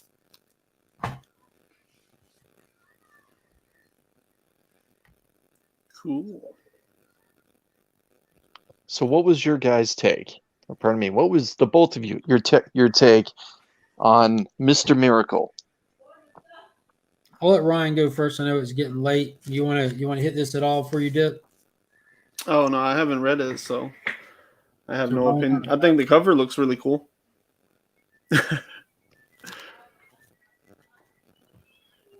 You want me to go first, Chris? Go right ahead, my man. All right. I overall enjoyed it. I think they leaned very, very hard into an unnecessary area. They lean too hard into with the they go very, very racial politics in this. Right off the bat. Like they go heavy into it, which is perfectly fine because they wanted to establish the character as different than Scott Free, of trying to find this sense of escapism from his past, from his home world of Apocalypse where he didn't belong. But how are they going to do that and give that same essence and feel to Shiloh Norman? Will they lean into him being a Black American who's a superhero? But there's nothing wrong with that. But where it falls flat in that area is none of the social structure that they're describing that he's struggling with has ever existed inside of the DC Comics universe. Like it's nothing that's been played into or shown to be a problem. So it's only existing inside of this issue, which that's the part that threw me off.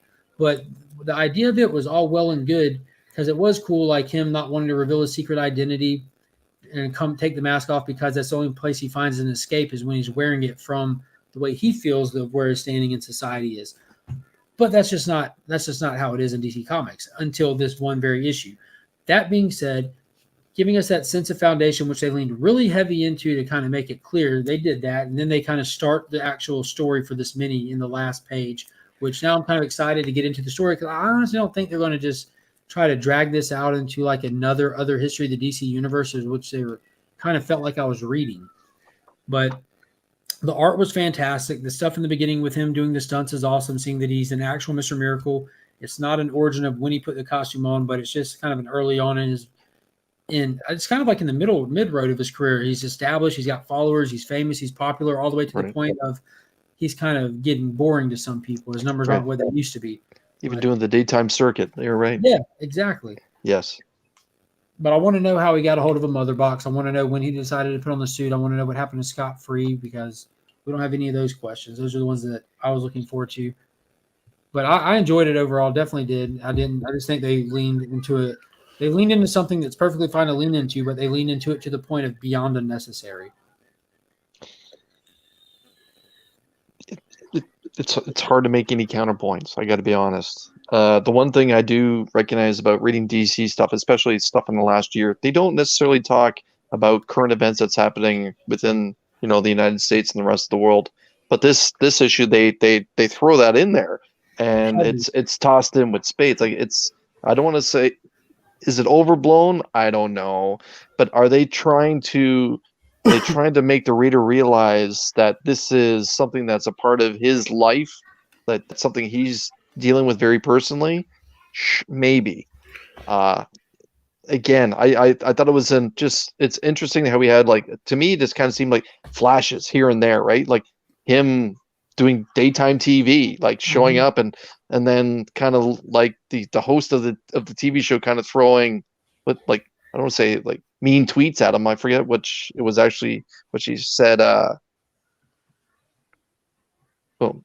Take a look at our summit screen. Whoa, I thought we screened out the trolling messages. And there's a lot of negative stuff that's thrown at him there. And he has this look on his face like, what have I got myself into? And then it just kind of goes from there. And it talks about, the social injustice. In my opinion, is when he was having the conversation with his agent was trying to tiptoe around a conversation with him because he didn't want to offend Shiloh. And his agent points out to him that I can't pretend to know what it's like to be a black man in America, but I did grow up half Jewish and half Italian in an area where neither one of those things were accepted. And then they don't just try to make that a common bond between them of feeling out of place. They go on to completely discredit the other person's experience because he's not a black man in America. Like the only experience that matters of struggle was this one specific one and nothing else mattered. Like you can never know because you're not a black man in America. So therefore you had an easy go at life compared to me. And they try to make the comparison like I can't walk down the street without someone clutching their purse. And this is a rich person. This is not a thug who's dressed up like he's a gang member or a trailer park meth head. This is a well-to-do black man in a city walking in broad daylight, and they're trying to convince the readers that your people don't feel their purses are safe inside of the context of the DC universe. Like he's not in Gotham. You know what I'm saying? Like it would make sense in Gotham. He's just in a nice city. So you didn't convince me is what happened. Like you're trying to tell me this and you're not convincing me. So it just went heavy-handed into it for some reason. Yeah, they did try to talk about, like I said, everything that the United States and the rest of the world has dealt with in the last year. It mentions "I can't breathe" and "say her name," and we know what they're referencing.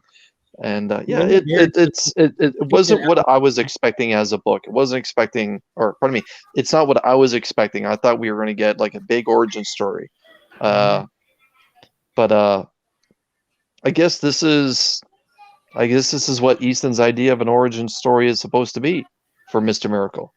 I don't know, but all that being said, they did hash out the character good. They did round him out. You have a firm understanding of who he is, where he feels, where he stands in all aspects of his life. So they did a good job of foundationing out the character in the first story, and like with relationships, friendships, everything. And then they give us a good cliffhanger ending that shows us the first appearance of Scott-Free and Barda's daughter, who's coming to battle for basically you're in my dad's suit. You know what I mean? Like, so now the story really starts from here. We know who the Mr. Miracle is on the timeline where they want us to know where he is. Now the story starts. It was a great back issue story. Whether they could have not wasted as much time driving home specific points as they needed to. They got them across early on, but again, I don't have a problem with the content. You're wasting pages at this point. You know what I mean? Like wasting pages. Give us more content. We get it. Your readers are not stupid. That's how I kind of feel when you kind of drive home the same point 50,000 times, whether it be the last Ronin, whether it be Something is Killing the Children, whether it be Mr. Miracle. It was the same thing. I'm just getting regurgitated information, and I'm not big on that. That's why I love this. Burning through it, we find out that Adam Strange, the whole time you're getting Mr. Terrific's notes, pretty much the whole read while you're watching his wife go through the motions of living life. And we find out that all the atrocities that Adam Strange committed back on Rand in the Pict War, they were all done absolutely, but they were done so that the evidence would be clear that he does not like the Picts, because what findings Mr. Terrific has come to that Adam Strange bargained with the Picts, who have not lost a conquering adventure yet, and why they would lose to Rand didn't make sense. So he figured out why Earth is losing, who's more capable than Rand, is because Adam bargained with Rand to save Rand in exchange to give them Earth. And his daughter's not dead. His daughter's being held as collateral with the Picts to make sure he's good on the deal. Mind blown.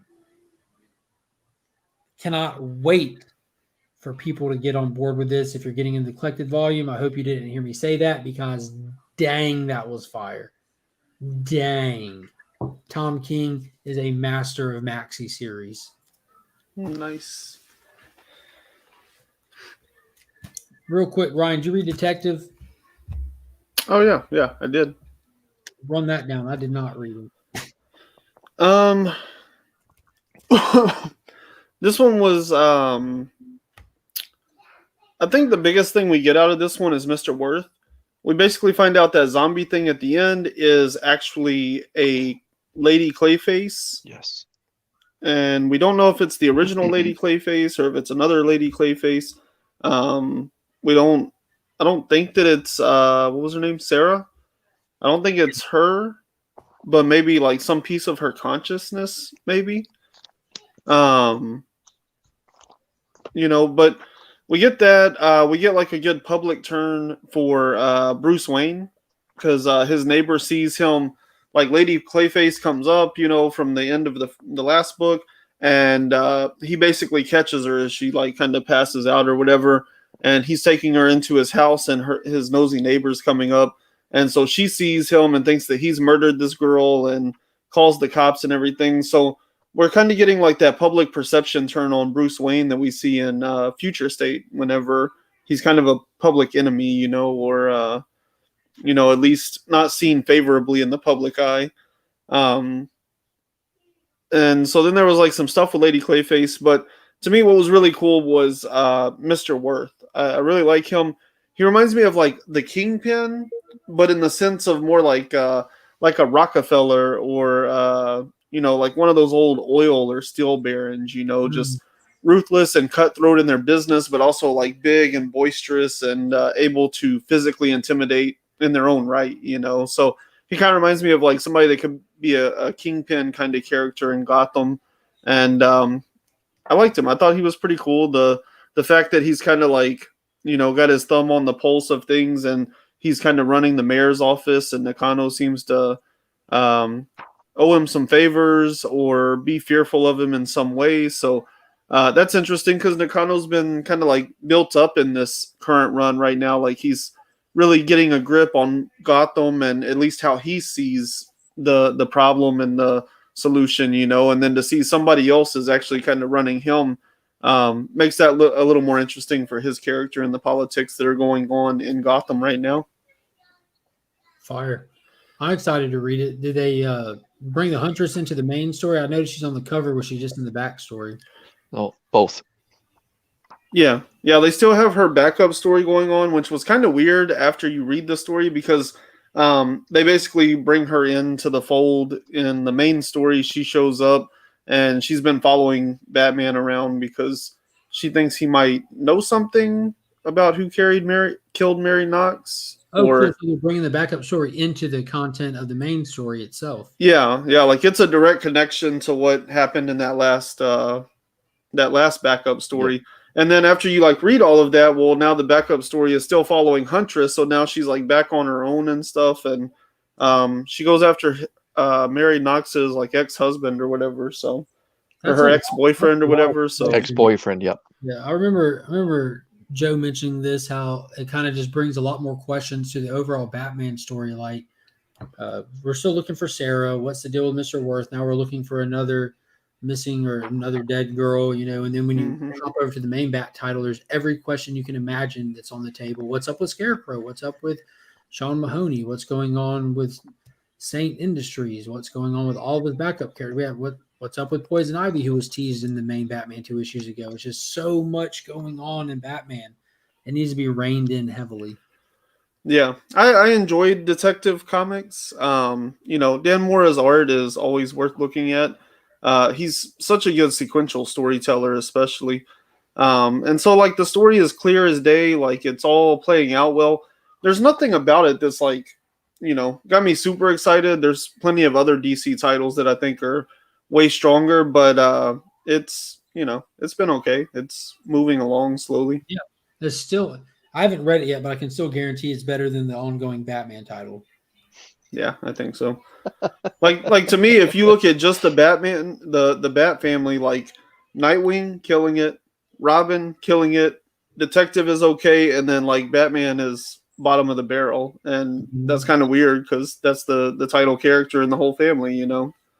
So Well, I think the rest of the Bat family titles are a lot better than what they're doing with Batman. And in my opinion, Tom Taylor is light years beyond Tiny and It writing Batman or writing superheroes in general.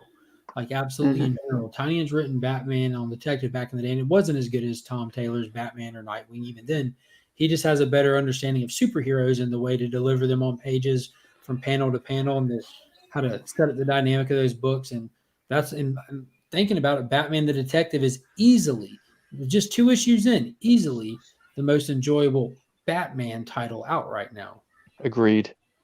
Not and with one of the most interesting villains as well. Yeah, they're like, even though you put her in a Batman costume and colored it white, it's still like you need to know more about this character. You're intrigued by this character. You when she's on the pages, you're already like, something's about to happen. Someone's about to get shot in the face. Don't blink. Like it's good. Like I almost to be honest with you guys, I almost just want to like not even review the Batman books at this point. Not like the main title, at least. Just I feel like it's just wasting time saying the same thing. I'm going to read it, and if there's anything of value to worth to say, but otherwise, just same old next book. Yeah, so I think like about ASM. Yeah, I think, you know, I don't know. There's a lot of stuff going on. It's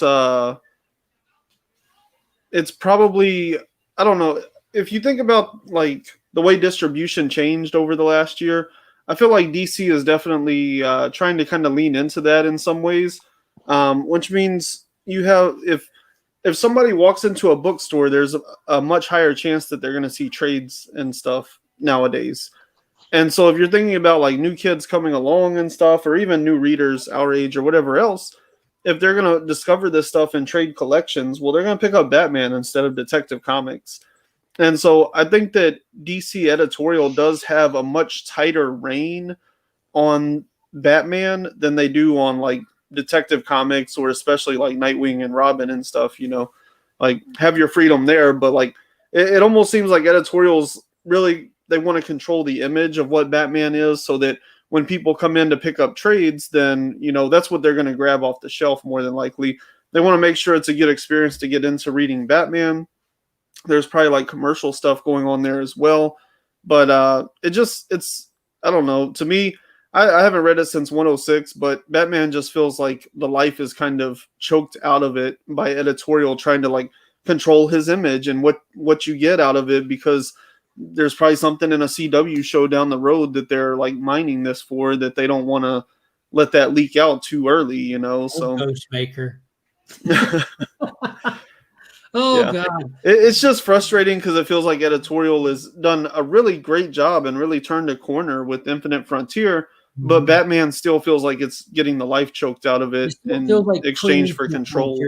It absolutely still feels, while everything else feels so fresh, is on a good footing, on a fresh footing, and moving forward with dynamic, unpredictable stories. Batman's still continuing what it was doing before Infinite Frontier. That's why it's so bland. Where when you surround it by everything else that's completely brand new, familiar characters mixed with new characters, with new storylines, with new creative teams, Batman is like, you can take Future State out and just put it together, and it's just a run. You know, that's where they went wrong. Where people are like, what are they going to do? Are we going to get the finish of that story? Well, apparently that story's dead, and it's been dead. They're just still dragging it behind them. Do y'all remember in Living Color the homeless guy who had the dead dog he took everywhere, and he would try to make him do tricks? That's the Batman story.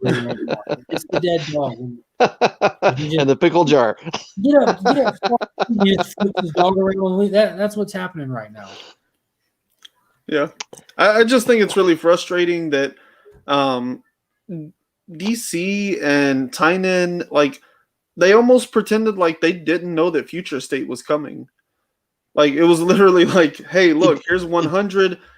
After 105, there's going to be 2 months of no Batman, and then we're going to come back to it. And as the writer, you think, and as the editorial people, you would think they'd be like, okay, here's our chance to craft like a cliffhanger that's going to make people want to come back in 2 months. Like, they have a Empire Strikes Back kind of moment here where they could have spent those 5 issues really setting up something genius that you'd be like, I have to pick this up and read it again in March. And I was hoping there was going to be something to that, but I picked up 106 in March and I was like, oh yeah, we were just gone for 2 months. We're still doing filler. It's like, why? You wasted an opportunity.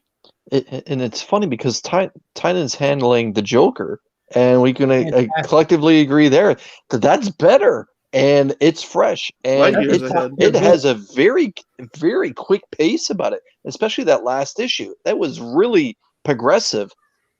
And then there's the franchise title, and it's just so smart. It's baffling. It's something that we talk about almost weekly, that it's just so frustrating. It's just so damn frustrating. They keep giving us these brand new characters, and they're not going anywhere. They're just not going anywhere. Like, I mean, we had the Scarecrow. All right, where are we going with Scarecrow? Never mind. Give me the Joker. Yeah. You know, like. Yeah, I mean, the play here seems to be like, you know, hopefully some kid's going to walk into a Barnes & Noble, or I guess shopping on Amazon or whatever they do, and they're going to see a Batman trade, and they're going to pick it up, and there's going to be some new character that just randomly disappears after a couple of issues because the author forgot about him. But then in 20 years, he'll become a comic book writer, and he'll be like, oh, remember that character that I liked that just randomly disappeared for some reason? I'm going to bring him back and like really develop him into something. His name is Donny Cates. Right? Like, it's just such a weird play to be making right now, but that's what it seems to be, is like, let's write. It's very decompressed. We're writing for the trade because we want people to come in and grab that off of a shelf in a regular bookstore and then get into comics and, you know, hopefully fall in love. Keep giving us these B and C list type of villains, create these brand new villains, and let's throw them on the CW. Yeah, that's what can happen. I can picture Ghostmaker in a corny little suit. 100%. How many parachute pants are just laying around that nobody wants to wear anymore? Hit the music when he walks in, baby. Right. You know, and you know what they're going to be playing. So, yeah. Raining Men. You know, you can't touch this, man. Nice. Yes. Sorry. Oh, whoosh. Yeah. Boom. USA 2, Canada nothing. Truth be told, it's going to be a remix that combines those two songs in some way. Yes. They'll both be sampled in it. Yeah. So I did pick this up. Haven't read it yet, but look at that gorgeous cover with the smoke coming up, forming the question on it and everything. And very excited to read that. That cover is amazing. Who's the artist for that? Man, Giuseppe something. Okay. I thought you were going to say perhaps Matina. Like it is beautiful. No, definitely not a Matina. This is not like as digitally done. I don't know how to describe it, but all of these covers have been fantastic. They do this like texture and everything. Yeah, they're so good. And I love the question. Absolutely love the question. And I was telling Ryan earlier in the week, even Renee Montoya is the question is fantastic. Vic Sage is the dude, but that was such an amazing passing of the torch that they did to Montoya, with Vic being terminally ill and taking her through the motions through extensive training. And she's such a go-getter character as is. She fits the bill really well. And picked up Spawn 318. Like I mentioned before, I've been doing major catch-up on Spawn, getting ready for Spawn Universe. And I'm pumped to read this. There's been nothing but mega-level action going on in every issue of Spawn for like the past 5 issues straight. And, non-stop Spawn. Non-stop Spawn. Boy, Medieval Spawn has been in the mix, just crushing it. So like I've told y'all before I started reading it, like that's why I'm excited to catch up, because Medieval Spawn's supposed to be getting his own book. That's my favorite Spawn. I've got like numerous copies of his first appearance. It's that famous number 9 with him and Angela both first appeared in the same issue. And dude, when I picked it up at started reading it again at the start of this big story arc they've been doing. And Medieval Spawn's come in as like the day saver. You know, he's back from the dead again. They haven't explained how he's come back yet, but him and Al have just been going toe to toe against all kinds of forces that were unleashed back in Spawn 300 when a lot of things happened, and it just kind of opened the doors to all kind of dimensions where spawns from all over are able to bleed into Earth. So it's basically just massive cleanup that they're having to do with stuff that they don't even know are problems yet. New spawns being introduced left and right. It's been awesome. There it is. Todd's firing on all cylinders right now. He is, and it's fun to read. Other history of the DC Universe, cover art Giuseppe Camolulu. and Marco Mazzotrazo. I nailed it, guys. Maestro. And Boosh. and what's so fun about this really is Spawn. Todd writes in a very this is so different the way he writes compared to his early Spawn. Like right now, he's writing like an old school writer would have done in like the 70s or 80s. You get a lot of that picture driven dialogue. Like you don't have a lot of the characters talking because it's fighting, but you have Todd narrating how they're feeling, and as he stands and his bones are aching, and you know what I mean, and as he feels the power coming out of him with this major strike, so because his whole energy level and being attached to his life force is such a big thing with the character. It's cool how they're playing that into it. So Spawn has been absolutely fun, and if you plan on diving into the Spawn universe stuff that's coming, the one shot they're going to do that leads into the 4 independent titles, I highly recommend reading beforehand because it's clearly going to be tied in. And we have the whole King Spawn thing coming, and I'm excited. All right, I'm gonna jump out of here because it's getting late. Yeah, I still gotta catch up from vacation. I'm sorry, man. I hope you had fun. I appreciate you hopping on. Yeah, had a blast. Assalamu alaikum. Weird. Okay, I'll see y'all later. All right, man. All right, Chris, I'm about to be bouncing out of here myself as well. 11:30, got to work in the morning. Holiday. Yep. It's a holiday work day for me, which means double time. So I'm happy to be there, happy to offer my services. I went in on my off day this weekend and did some repairs, so I'm happy to have some things up and running. You can imagine working in an environment with a bunch of live animals of all different sizes. Things wear out, things come and go. It's a nonstop battle to keep everything on the up and up at all times, and happy to have some stuff operational that I've been waiting to find time to do it. So yeah, what do you got going on tomorrow on your channel? It's Monday, big things. Monday, which means Mystery Box Monday. I'll be opening something and sharing it, spending a lot of money on it, probably not getting that much in return, but that's fun content. And Wednesday, I'll be picking up New Comic Book Day stuff, and I'll be doing it right in the parking lot of my LCS, recording in my car. And I didn't realize that, I've had some people reach out to me and say, they actually really like the fact that that I do that in my car. And I'll be honest, I thought maybe it's time to move away from that. But, if people like it, well, then thanks for those that reached out. Thank you very much. I'll keep doing Hey would say it's all about that balance. It's all about the balance. I will keep recording Wednesdays from my car. And next Saturday, I'll be joining Rob on Rob's Fat Stack of Comics for Slab Hub, where he shows off, many of the great slabbed books that he's acquired over his comic collecting career, for lack of a better term. And for those that don't know, Mark and I today released the latest edition of Two Cool Guys, Two Hot Picks. And I'll be honest, Mark throws 100-mile-an-hour curveball and catches that corner of the plate, and you do not see this coming. This is outside of Mark's normal wheelhouse. So please check it out. Yeah, it is and it isn't. There's don't spoil it. Yeah, you won't see it coming, but it's probably because you didn't see this coming. But yes, he tells you why he threw the 100-mile-an-hour fastball, but that comes a little bit later after he announces his pick.